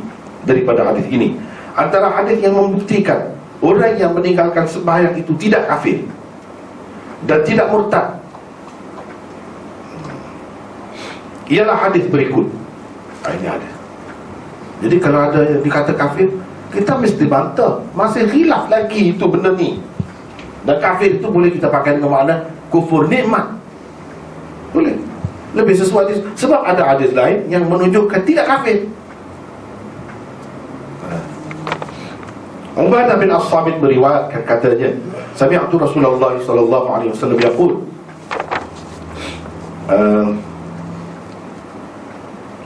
khamsu salawatin katabahunna Allah 'ala al-'ibad, faman jaa'a bihinna thumma lam yudayyi' minhunna shay'an istighfafan bihaqqihinna kana lahu 'inda Allahi 'ahdun an yudkhilahu al-jannah, wa man lam ya'ti bihinna falaysa lahu 'inda Allahi 'ahdun in syaa'a 'adzabahu wa in syaa'a adkhalahu al-jannah. Ini dalilnya bahawa orang yang meninggalkan sembahyang itu tidak kafir, lalu dia tidak jadi murtad, lalu tak kena hukum bunuh, tak ada. Ini dalil. Setengah-setengah orang dia pakai mudah yang ada dalam kitab memang begitu. Siapa nak buat? Kalau bunuh, siapa nak bunuh? Bukan kita orang perseorangan ni boleh bunuh. Ini tanggungjawab kerajaan. Kalau sampai ke peringkat bunuh-bunuh, dia kata dah, kerajaan tak mahu. Tak boleh begitu mudah begitu, tak boleh. Bila kita bukan tanggungjawab kita, tanggungjawab dia tak buat, dia bersalah. Terus kita kata begitu. Jangan mudah. Jadi maksudnya, aku telah mendengar Rasulullah sallallahu alaihi wasallam bersabda, Allah mewajibkan 5 sembahyang ke atas hamba-hambanya. Sesiapa yang mengerjakannya, tidak mensia-siakannya, dan tidak juga meremehkannya, Allah jamin akan memasukkannya ke dalam syurga. Sesiapa yang tidak mengerjakannya pula, tiada jaminan untuknya di sisi Allah. Keadaannya terpulang kepada Allah, sama ada akan menyiksanya atau memasukkannya ke dalam syurga. Itu rujukannya. Hadis ini dalam kitab mana saya sudah sebut. Tengok lagi. Hadis ini menunjukkan kedudukan orang yang meninggalkan sembahyang itu bergantung kepada masyiah, yakni kehendak Allah. Apa artinya Allah memasukkannya ke dalam syurga jika ia telah menjadi kafir atau murtad kerana meninggalkan sembahyang? Apa makna? Kan masih ada terpulang kepada Allah nak masuk ke syurga ataupun nak menyiksa dia. Maknanya masuk ke dalam syurga. Macam mana kalau dia jadi kafir? Kafir tak boleh masuk ke dalam syurga. Bermakna dia tidak kafir lah. Cumanya boleh jadi Allah SWT akan menyiksa dia. Ya betul, sebab berat meninggalkan sembahyang itu. Tapi nak kata dia jadi kafir, tak boleh. Sebab bagaimana Allah boleh masukkan syurga ke dalam syurga? Sebab di sini ada kemungkinan Allah ampunkan dengan sebab ada kebajikan-kebajikan yang lain, tak seksa dia. Boleh jadi terpulang kepadanya dan dia terus masuk syurga. Boleh jadi. Walau bagaimanapun, kalau kafir tak masuk syurga. Ini menunjukkan orang yang meninggalkan sembahyang itu tidak kafir. Bukan bermakna kita bincang ni nak mempermudah-mudahkan, meremeh-remehkan, jadi tak apalah kamu tak sembahyang. Bukan begitu. Sebab ini sudah berkait dengan hukuman bunuh. Sekarang ni sudah dibawa ke situ. Semua dibawa kepada sampai ke peringkat murtad dan sebagainya. Bila begitu kena bunuh. Banyak lagi ceritanya pasal murtad itu pun, kan? Banyak lagi cerita. Jadi tak boleh kita bermudah-mudah, pandang ringan dalam perkara ni, tak boleh. Bukankah syurga itu diharamkan kepada orang kafir? Antara dalil yang membuktikan orang yang meninggalkan sembahyang itu tidak dikenakan had bunuh pula ialah hadis berikut ini. Jadi ada yang kata kena had lah. Dia tidak kafir, tapi kena had, hukuman had.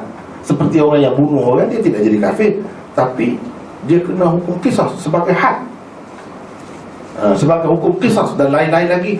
Macam orang mencuri, dia kena had. Dia tidak jadi kafir dengan sebab curi. Jadi ada juga yang berpendapat begitu. Dia kata tidak jadi kafir, tapi had dia kena bunuh.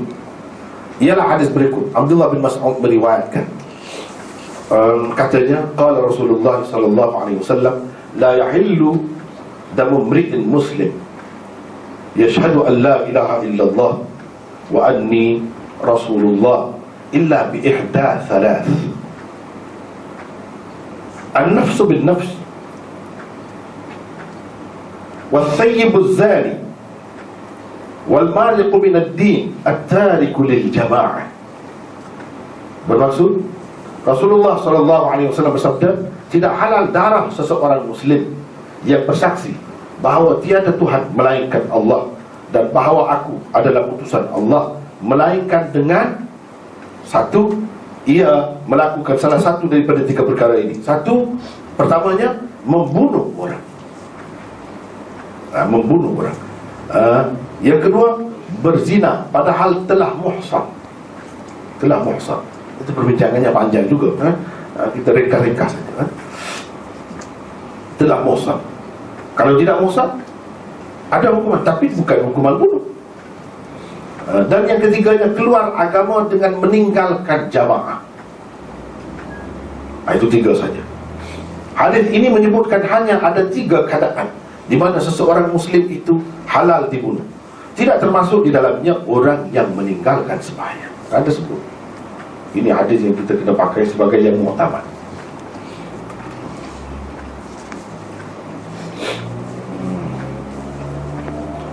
Kemudian yang murtad, setengah orang dia pakai hadis ini untuk orang murtad. Sebenarnya masih ada perincian lagi, perbincangan panjang lagi. Sebab dalam hadis disebut orang yang meninggalkan, keluar dari agama, al-mariqu min ad-din. Dia ada sebut satu lagi, at-tariku lil jamaah. Itu sama seperti yang diperangi oleh Sayyidina Abu Bakar. Dia bukan keluar agama saja, dia meninggalkan jamaah. Ini dia tak mahu bersama umat Islam yang lain, dan dia buat cara dia sendiri, menentang Islam, nak menghapuskan Islam. Itu dalam keadaan itu. Kalau semata-mata keluar, ini pun satu perkara yang mustahab juga difahami. Misalnya orang itu masuk Islam, dia tak puas hati, dia keluar, kita pergi tangkap, dia bunuh. Begitu kena buat. Tak ada buat kan. Jadi dalam pada kita nak melaksanakan Islam tu, kena faham betul-betul benda ni. Sebab apabila kita nak melaksanakan Islam semua sekali tu, jangan sampai jadi buruk pula Islam. Kalau macam tadi, dia tak apa hati, kita pergi tangkap, dia bunuh, habis heboh seluruh dunia. Seluruh dunia heboh. Jadi di sini maksudnya macam lain. Sebab itu kena tengok. Ya, kita tidak nak bincang khusus pasal ini lagi. InsyaAllah bila sampai di tempatnya kita akan bincang secara khusus. Jadi yang sebenarnya yang ada agenda lain. Ada agenda lain. Bukan semata-mata keluar tak puas hati, bukan begitu. Jika ada agenda lain, agenda at-tariku lil jamaah, itu ada sifat itu satu lagi, bukan semata-mata keluar. Sebab itu ulama-ulama yang mengatakan bukan semata-mata keluar itu dia ambil kira semua. Ambil kira semua. Sama seperti nak berkeras nak guna kalimah Allah untuk orang, ada agenda lain, ada agenda lain. Bukan semata-mata guna. Kalau semata-mata guna Allah tu tak ada siapa yang batal. Zaman Rasulullah pun ada, semua tahu.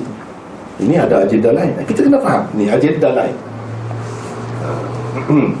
Itu yang dibunuh. Seperti yang diperangi oleh Abu Bakar. Bukan semata-mata keluar, dia tak jelas, dia tak faham. Jangan kita mudah-mudahan dalam perkara darah ni. Tak boleh, jangan mudah-mudah. Baik, itu saja. Wa hisabuhu 'ala Allah.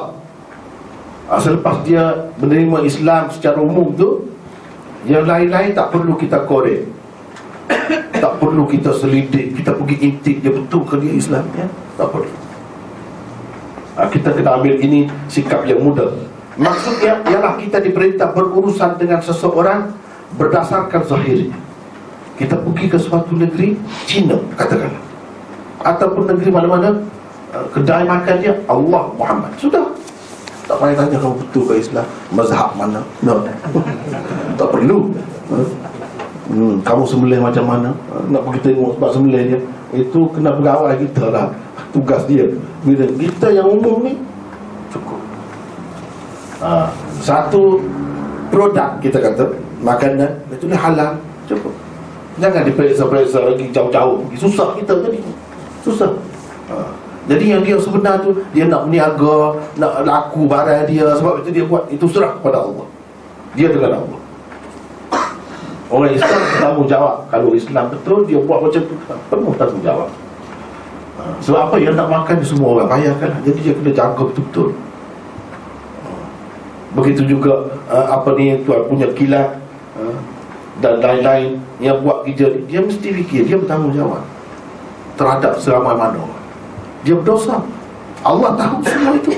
Jadi orang Islam bila ada akidah tu kan, selamat. Kita kena percaya lah. Tak payah dah kita usul periksa dia beli di kedai mana ayam tu, sembelih macam mana. Tak perlu. Yang pentingnya dalam keadaan macam tu, bismillah, jangan lupa. Sebab Nabi pernah ditanya, kata, ni macam mana dia sembelih? Nabi kata tak perlu, kamu bismillah. Asalkan dia pada zahirnya Islam, cukup. Tak perlu dah kita mengusul periksa lagi, sampai sedalam-dalamnya tentang dia, tak perlu.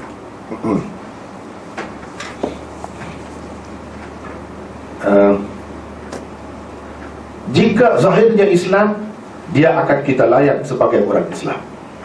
Kalau mati, kita kebumikan dia cara Islam. Tanah di perkuburan Islam, itu tanggungjawab kita. Jangan kita kata dia begini, kecuali kalau jelas lah. Kalau jelas dia bercakap dengan Islam, dia nak menegakkan yang itu, macam Syiah misalnya, dia dakwa dia Islam lebih baik lagi daripada, itu lain. Itu kena tindakan macam lain. Tapi kalau umum biasa ni, yang jahil orang awam ni, kita kena layan dia sebagai orang Islam. Dia nyata sebagai orang Islam, kita kena layan dia sebagai orang Islam.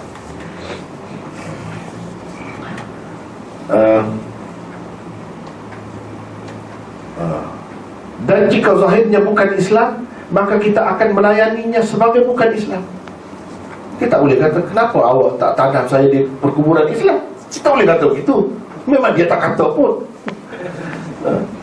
Sebab apa? Dia telah pilih cara macam tu, kita akan layan. Tak boleh kata, kenapa tak hormat kepada kita, tak buat. Dia tak akan kata pun kepada kita begitu. Dia nak dikebumikan di tempat dia. Tak kisah kita.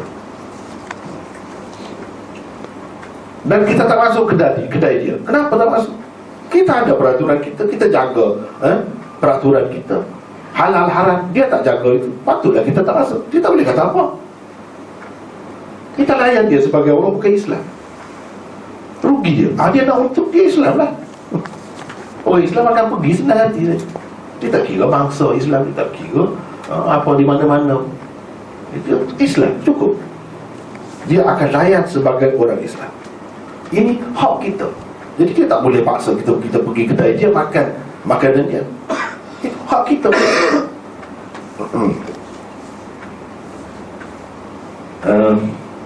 Biar bagaimana sekalipun batin seseorang yang anda hadapi, itu tidak perlu diambil kisah.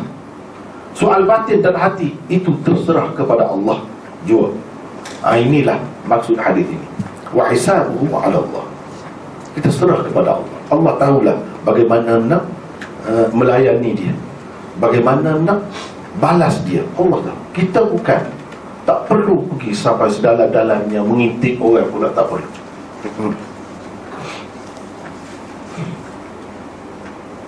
Jadi jangan kita kata bila makan yang orang kafir jadi gelap hati, gelap perut. Jangan kita hukum itu. Orang kafir yang tiap-tiap hari makan babi bila masuk Islam, tak ada apa. Kita terlalu takut sangat, nanti dia bubur minyak babi dalam tu. Tak perlu. Kita kena mudah. Cara Rasulullah SAW ajar mudah. Dia pemakan keju yang dibuat oleh Yahudi, orang kafir, dia makan. Kalau benda tu halal, makan, tak kisah. Kalau tidak, susah kita naik kapal terbang, apa susah kita tu fikir nanti dia bubur lemak babi dalam tu. Zahirnya tidaklah, sudahlah. Dah ada je pihak yang bertanggungjawab. Cumanya kita kena ada tindakan lah. Misalnya kalau dia langgar begini-gini, ditutup kedai dia, ditarik lesen dia dan tidak dibenarkan lagi ni, kena ada tindakan lah. Jangan tidak ada tindakan pula. Dia, apa yang dibuat misalnya di tempat kita di mana-mana pun, itu sudah memadai. dan kita tak perlu usul sampai menyusahkan. Bukan begitu cara. Ini termasuk dalam wa hisabuhu 'ala Allah. Wa hisabuhu 'ala Allah. Cukup. Antara pengajaran yang dapat diambil daripada hadis ini ialah, satu, mengucap dua kalimah syahadah merupakan syarat untuk diterima seseorang sebagai Muslim. Yang kedua, orang-orang yang meninggalkan sembahyang dan zakat harus diperangi. Yang ketiga, Islam melindungi nyawa, harta benda dan kehormatan penganut-penganutnya. Yang Nabi SAW kata ini sebagai ketua negara. Jangan kita ingat ini sebagai individu biasa, sebagai mubaligh, sebagai guru agama, tidak. Ini sebagai ketua negara. Kalau orang kafir pun duduk di bawah naungan Islam, bila dia jaga, dia taat kepada pemerintah, pemerintah berkewajipan menjaga hak dia. Orang Islam begitu juga. Ini pemerintah, tugas pemerintah. 4, segala hukum hakam berlaku berdasarkan zahir. Soal hati terserah kepada Allah juga. Yang kelima, orang-orang yang telah mengucap dua kalimah syahadat, bersembahyang dan memberi zakat tetap terikat dengan hukum hakam Islam yang lain, sebab ia termasuk dalam illa bihaqqil Islam tadi. Yang keenam, berdasarkan kedudukan sembahyang dan zakat dalam agama Islam, sembahyang merupakan ibadat badaniyah. Kenapa disebutkan sembahyang? Dia berkait dengan tubuh. Yang ibadat yang berkait dengan tubuh dia bukan sembahyang saja, banyak lagi yang lain.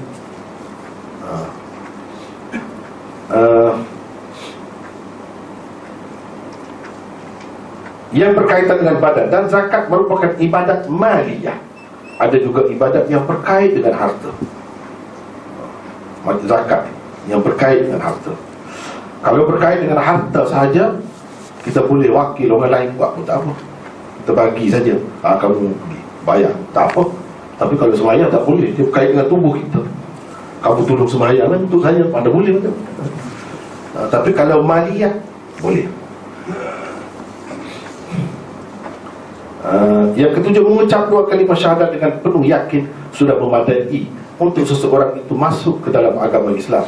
Tidak wajib atasnya mempelajari dalil-dalil mutakallimin untuk mengenal Allah. Itu tidak wajib. Sekadar itu saja. Itu yang wajib. Yang lain-lain untuk mendalami itu cerita kemudian. Cerita kemudian. Kemudian 106, selain daripada Bukhari dan Muslim, hadis ini diriwayatkan juga oleh Ahmad, Nasai dan lain-lain. Hanya sekadar itulah. Habis dah nota ni. Wallahu akhir ta'ala. Alhamdulillah.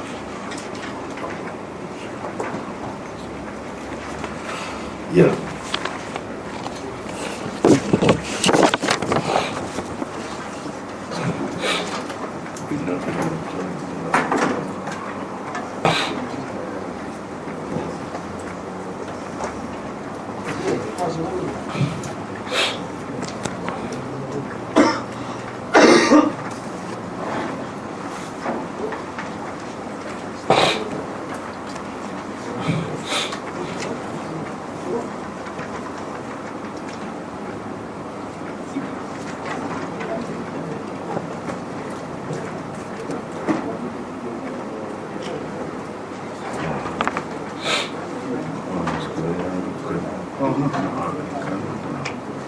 Sekarang ni komputer kan, semua guna komputer, jadi tulisan tangan itu semakin terlupa. Saya sendiri pun begitu. Sebenarnya kita guna tulis ni tak apa nak jelas.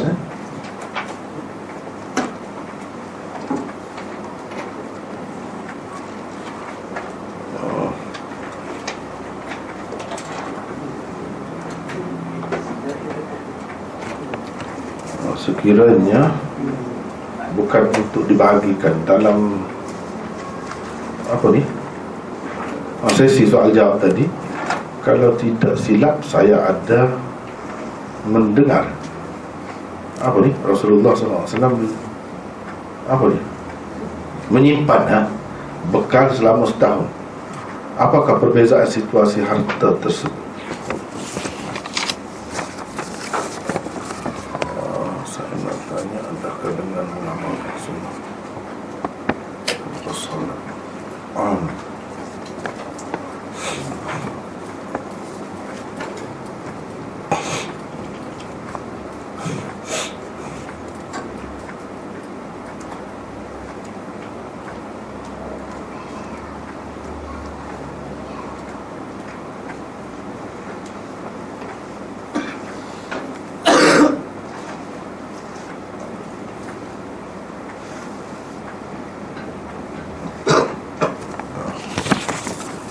Jadi ada dua tiga soalan di sini. Yang pertama, bagaimana dengan status seseorang Muslim itu apabila ia mencari kebenaran, contohnya dalam mendalami ilmu agama, kemudian tersesat jalan dan meninggal dunia dalam keadaan sesat, apakah ia ke syurga atau ke neraka? Sebenarnya saya sudah jawab soalan ini, soalan yang seumpama ini beberapa kali. Boleh dilihatlah, mungkin yang saya jawab nanti ringkas sangat, boleh tengok di tempat-tempat lain. Soalan ini sudah beberapa kali diajukan dan saya pun sudah jawab. Bagi saya, dan ada ramai lagi pendapat ulama, mereka mengatakan yang ini dikecualikan. Tidak. Yang ini kalau dia ada salah apa semua akan dibalaslah seperti orang Islam juga. Akan dibalaslah sesuai dengan kesalahan dia tu. Kemudian masuk syurga. Tak termasuk dalam orang kafir yang kekal dalam neraka. Tak termasuk dalam. Dari segi hukuman dunia, kalau jelas ya, dilayan seperti tadilah, seperti orang kafir lah, tidak Islam. Tapi di sisi Allah, sebab itu dalam kitab-kitab Usuluddin Akidah dia bincang banyak lagi. Ada orang yang kafir dunia, akhirat tidak kafir, yakni di sisi Allah tidak kafir. Ada orang yang kafir dunia akhirat. Ada orang yang kafir di akhirat, di sisi Allah. Di dunia tidak kafir. Jadi banyak pun bahagia tu kafir. Ada kafir yang dalam nerakanya teruk, ada yang ringan, macam-macam ada pembahagian itu. Jadi kalau macam orang Islam dunia akhirat, Islam yang betul, Islam dunia, Islam di sisi Allah juga, tidak kafir. Dalam kedua-dua keadaan itu, ada orang yang dunia dia kafir, tapi di sisi Allah tidak kafir. Berapa ramai dia mengucap sendiri, orang Islam tak tahu pun dia Islam. Di sisi Allah dia Islam dah. Di sisi manusia dikebumikan di perkuburan orang kafir. Kita layan dia bukan seperti orang Islam, tapi di sisi Allah dia sudah Islam. Dia Islam.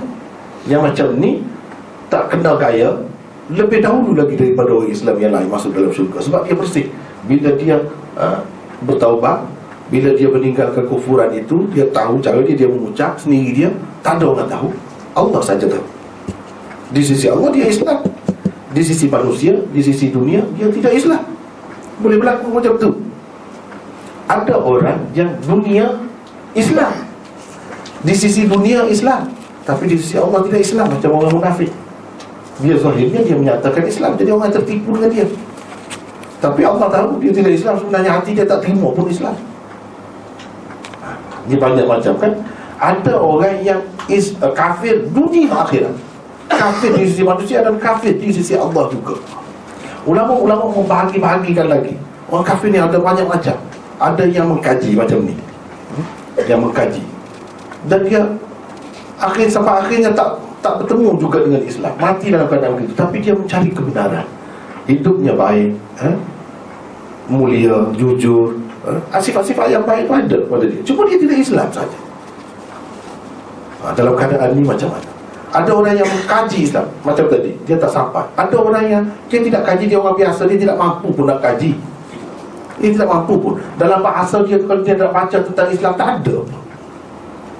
Nak baca pun tak ada. Dan dia bukan ahli kaji, bukan ahli fikir, orang biasa.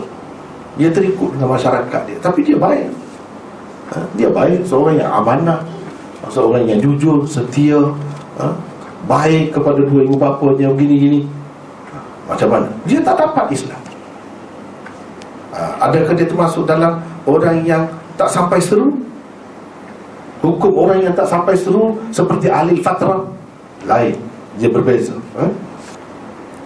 Ada orang yang dia ada Islam, tapi Islam yang ada itu buruk, tidak menggambarkan Islam yang sebenar. Dia benci kepada Islam, sebab masyarakat Islam tidak menggambarkan Islam yang sebenar. Dia terkeliru. Dengan sebab itu dia tidak Islam. Ada juga kafir macam tu. Jadi banyak macam. Adakah hukumnya sama? Sesetengah ulama mengatakan yang kafir kekal dalam neraka itu ialah kafir yang tersebut di dalam ayat Allah, wajahadu biha wastaiqanatha anfusuhum zulman wa uluwa. Itu yang kekal dalam neraka. Ini orang kafir yang menolak Islam, tak menerima Islam, sedangkan hati dia tahu Islam itu baik, dia yakin Islam yang terbaik, ini agama yang benar, tapi dia tak terima juga. Untuk apa? Kenapa? Zulman wa uluwa. Sebab kalau dia ikut Islam, dia tak boleh nak meneruskan kezaliman. Dia tidak dapat mengekalkan kuasa dia, kedudukan dia. Kerana kedudukan dia tak mahu terima Islam, padahal dia yakin dengan Islam. Itu yang macam tu. Adapun yang lain-lain tadi terserah kepada Allah. Masyiah, yang dikatakan masyiah Allah, terserah kepada dia. Besar kemungkinan mereka itu bagi ulama-ulama ini, termasuklah Syekhul Azhar dalam Syekh Mahmud Syaltu dalam kitab dia bahas tentang perkara ini. Ini Al-Haddul Fasil Bainal Iman wal Kufr. Di bawah tajuk itu dibagi. Bagi dia dan ramai lagi ulama yang lain, sebenarnya saya pun lebih setuju dengan itu. Ini tak termasuk dalam kafir itu. Kalau dia masuk dalam neraka pun sama seperti orang Islam juga masuk juga dalam neraka. Kerana dia makan riba, dia buat zalim terhadap mana-mana orang, dia masuk dalam neraka juga. Jadi kafir dia masuk dalam neraka juga, tapi akhirnya keluar dengan rahmat Allah, dengan rahmat Allah, dengan limpah kurnia Allah, akhirnya dia masuk syurga. Itulah secara ringkas. Sebab kita tengok macam Ahlul Fitrah, ayah Rasulullah sallallahu alaihi wasallam, ibunya, dan apa lagi yang lain, Ahlul Fitrah tu, dia ahli syurga. Ulama-ulama kata, dan ulama pegang dengan ayat, wa ma kunna mu'adzibin hatta nab'atha rasula. Kami tidak akan menyeksa sesiapa pun selagi tidak menghantar rasul. Termasuk dalam menghantar rasul ini, hujahnya cukup, lengkap. Dia tak mahu terima juga. Tapi kalau hujahnya tak lengkap, tak sampai pun, macam tak sampai seru lah, itu tak termasuk. Dia macam Ahlul Fatrah juga, tidak akan disiksa oleh Allah kalau dia tidak ada melakukan kesilapan yang berkait dengan manusia lah. Kalau dia ada, kena balas seperti orang Islam juga. Jadi di situ tidak ada nampak penganiayaan kepada mana-mana pihak. Rasanya kepada yang muskil benda-benda macam ni, baik dia pakai yang itu kalau muskil. Yang kedua, dalam hadis Imam Abu Daud yang dibincang pagi tadi, baginda takut mati dalam keadaan barang-barang itu masih ada lagi padanya. Apakah hadis apakah hadiah apa ni?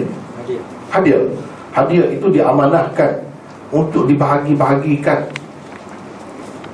Bukan hadiah. Anda sebut hadiah tadi. Dia sebut hadiah dah. Hadiah daripada fadat. Satu, kalau kita kata sebenarnya ini bukan hadiah, maknanya ini hak kerajaan sebagai faid dan sebagainya. Cuma hadiah itu ditafsirkan oleh perawi sahaja, yang sebenarnya itu sebagai faid, sebagai cukai dan sebagainya. Jadi ini hak orang ramai. Jadi bila hak orang ramai, patutlah begitu. Satu. Yang kedua, kalau memang itu hadiah, memang hadiah diberikan kepada dia, kepada Rasulullah, dia berasa bersalah lagi sebab masih ramai yang memerlukan. Kepada dia, mungkin kepada kita jadi hak kita tak apa dah, tapi kepada dia, dia orang yang sangat tinggi kedudukannya, dia sampai tak boleh tidur kadang-kadang. Orang-orang macam ni bila memikirkan orang-orang sekeliling yang memerlukan. Kadang-kadang orang yang sekeliling ni, oleh kerana pemikiran, taraf pemikiran dia tu rendah sangat, kerana benda-benda macam tu, dia boleh jadi kufur, dia boleh jadi sesat, dia boleh jadi macam-macam. Orang-orang yang hebat, orang-orang yang tinggi fikirannya, orang-orang yang dikurniakan oleh Allah kebijaksanaan, dia tidak akan tercabar, tidak akan berubah akidah dia dengan benda-benda macam tu. Tapi ada orang-orang yang macam tu, maka dia jadi resah. Walaupun hak dia sepatutnya diberikan kepada orang lain untuk menyelamatkan dia, boleh jadi dia berasa bertanggungjawab di situ. Hak orang lain jadi hak orang lain. Sebab itulah dia bagi tu, suruh bagi tu. Sekiranya bukan dibahagikan dalam sekiranya bukan untuk dibahagikan dalam sesi soal jawab tadi, kalau tidak silap saya ada mendengar Rasulullah SAW menyimpan bekal selama setahun. Betul. Apakah perbezaan situasi harta tersebut? Ini bukan yang itu, yang lain ini. Yang lain ini harta ni adalah memang hak dia lah. Jadi dalam keadaan senang Nabi SAW simpan untuk setahun. Kalau sesuai dengan keadaan kita, kalau kerajaan bukan dia fikir untuk setahun, untuk 50 tahun mungkin, untuk 100 tahun. Itu sesuai dengan keadaan lah. Ini untuk individu, keluarga, boleh macam tu. Orang yang macam Rasulullah tu, dia kuat tawakalnya, tawakulnya, sifat tawakalnya kepada Allah itu begitu kuat. Itu pun dia simpan. Kita yang lemah ni, kalau kita nak simpan 2 tahun, 3 tahun pun tidak salah. Kira-kiranya begitulah. Kalau kita mampu dan tidak termasuk dalam fikir dunia, tak termasuk dalam. Yang nak pengajarannya apa? Kalau kita susah, kita boleh menghadapi susah dengan tenang, seperti Rasulullah. Dia buat cara susah. Kalau senang, dia buat cara senang. Sebab itu kita tengok Rasulullah dalam keadaan disebutkan sebagai seorang yang zahid, disebutkan kemuncak, tidak, hatinya tak terikat dengan dunia. Dia mewah, makan ayam, kambing, semua dia makan. Tidak kata macam Sami, macam padri, tak kahwin. Ada segala yang dunia ni dia buat. Dia makan yang sedap-sedap pun dia makan. Tak ada kata makan bertih, tak ada. Jadi semua ni menunjukkan kepada kita tidak salah kita menyimpan harta macam tu. Bahkan Rasulullah, ada sahabat dia nak bagi, nak sedekah kan, saat Nabi Waqqas bila dia sakit, dia ada anak perempuan saja masa tu, dia nak bagi semua, Nabi tak bagi. Kamu tinggalkan anak pinak kamu dalam keadaan dia tu kaya dia semua, lebih baik lagi daripada dia papa ke dana mengulur tangan minta sedekah dengan orang. Dia tak bagi. Saat nak bagi semua, tak bagi. Nak bagi separuh, tak bagi. Banyak lagi. Nak bagi 1/3, itu pun banyak kata dia, tapi boleh dah. Jadi yang lain tinggal kepada anak pinak. Ditakdirkan Allah SWT bagi umur dia panjang, lepas tu dia kahwin lagi, dapat anak lelaki sama mana lagi.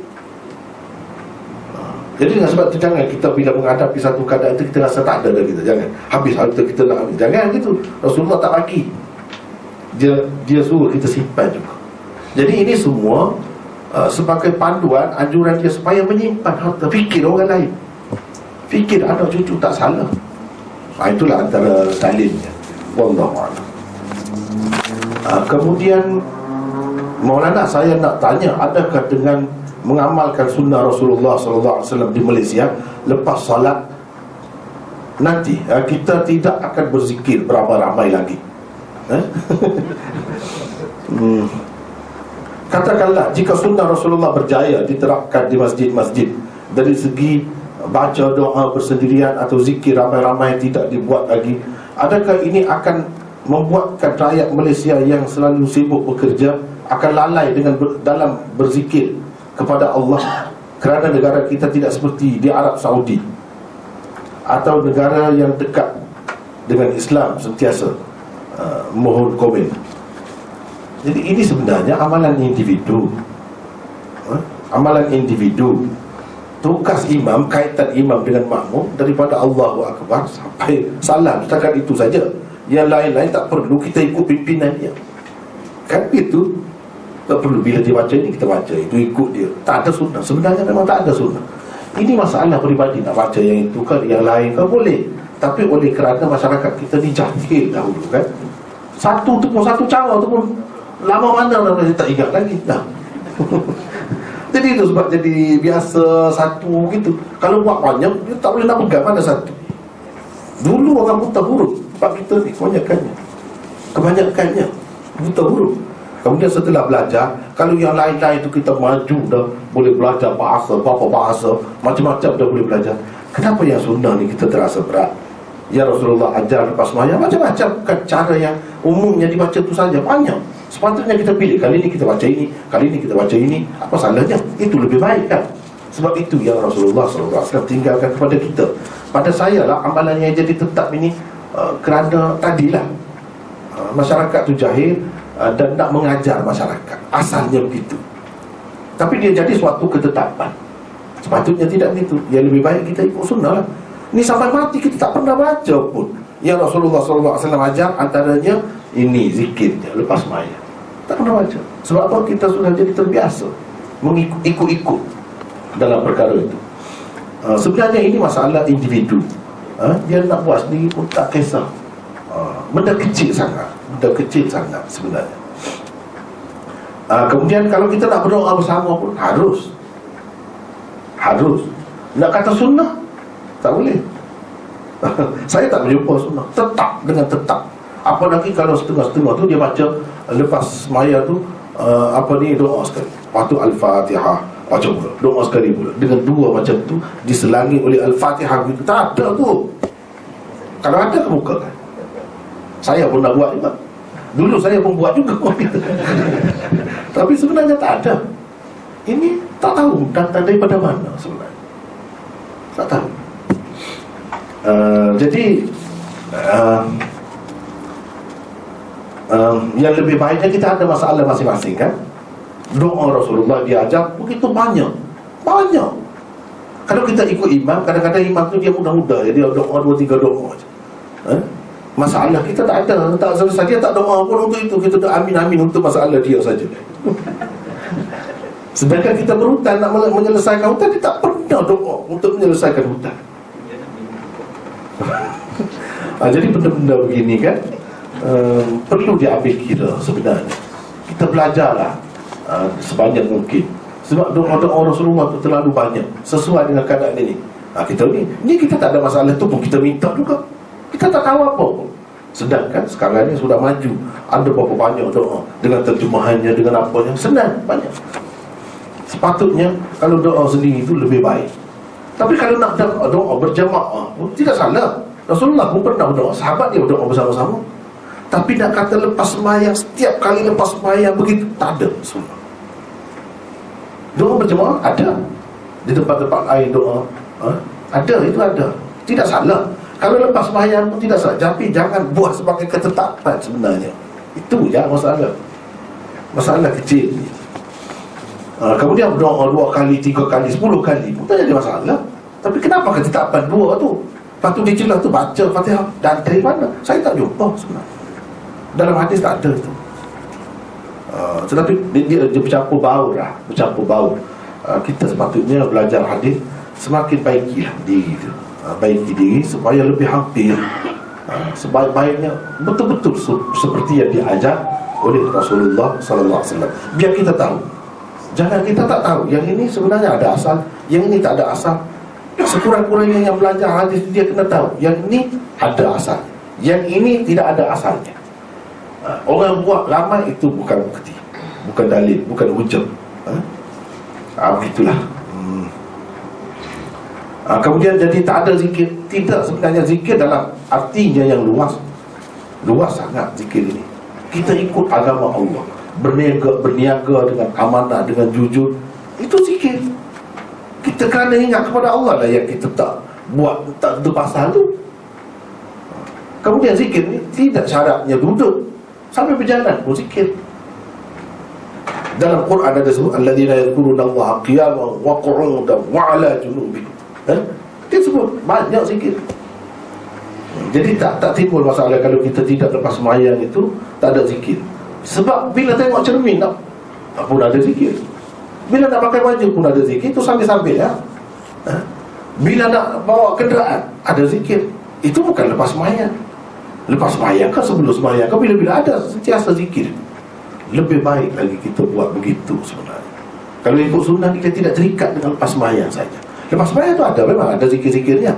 Di lain-lain berapa banyak lagi zikir-zikir. Nak masuk pasar ada zikir. Semua ada. Kan lebih baik kalau kita takkan nak masuk pasar kita nak duduk. Sampai-sampai berjalan lah. Kemudian ini amalan masyarakat kita ni mempelik juga. Dia kalau doa mesti angkat tangan. Tak mesti. Macam mana kalau kita nak bawa motosikal? Subhanalladzi sakhkhara lana tu. Tak perlu. Jadi sebelum angkat, semua angkat tangan. Itu saya nampak macam Kristian pula dia. Tak ada sunnah. Baca bismillah, itu ada. Itu ada. Adapun doa tu masih lagi ada khilaf-khilaf lagi. Dari segi kekuatan hadis tidak kuatnya ada lagi. Kalau nak baca pun tidak mesti angkat tangan. Tapi kalau angkat tangan salah ke? Tidak salah juga. Tapi jangan buat satu ketetapan. Satu ketetapan sehingga kalau orang kata dia mesti begitu. Macamlah Rasulullah setiap kali dia angkat tangan nak makan. Tak. Benda ni benda kecil, tapi kena faham. Kena faham, jangan keliru. Jadi itulah rasanya secara ringkasnya. Allahuakbar. Ini pasal sutrah kan? Kalau di masjid-masjid ni macam mana? Kalau sutrah tu untuk pembatas solat ni, contohnya di masjid sudah ada lain-lain je kan? Itu sudah insyaAllah sudah mencukupi. Kalau masjid besar sudah memadai. Kalau kita tidak lalu dicela tu, maknanya kita tidak melanggar lah, lalu tepat. Kalau macam kita solat di rumah yang tidak ada sutrah tu, kita kena letak ke? Letak. Mengadang lah. Letak. Wallah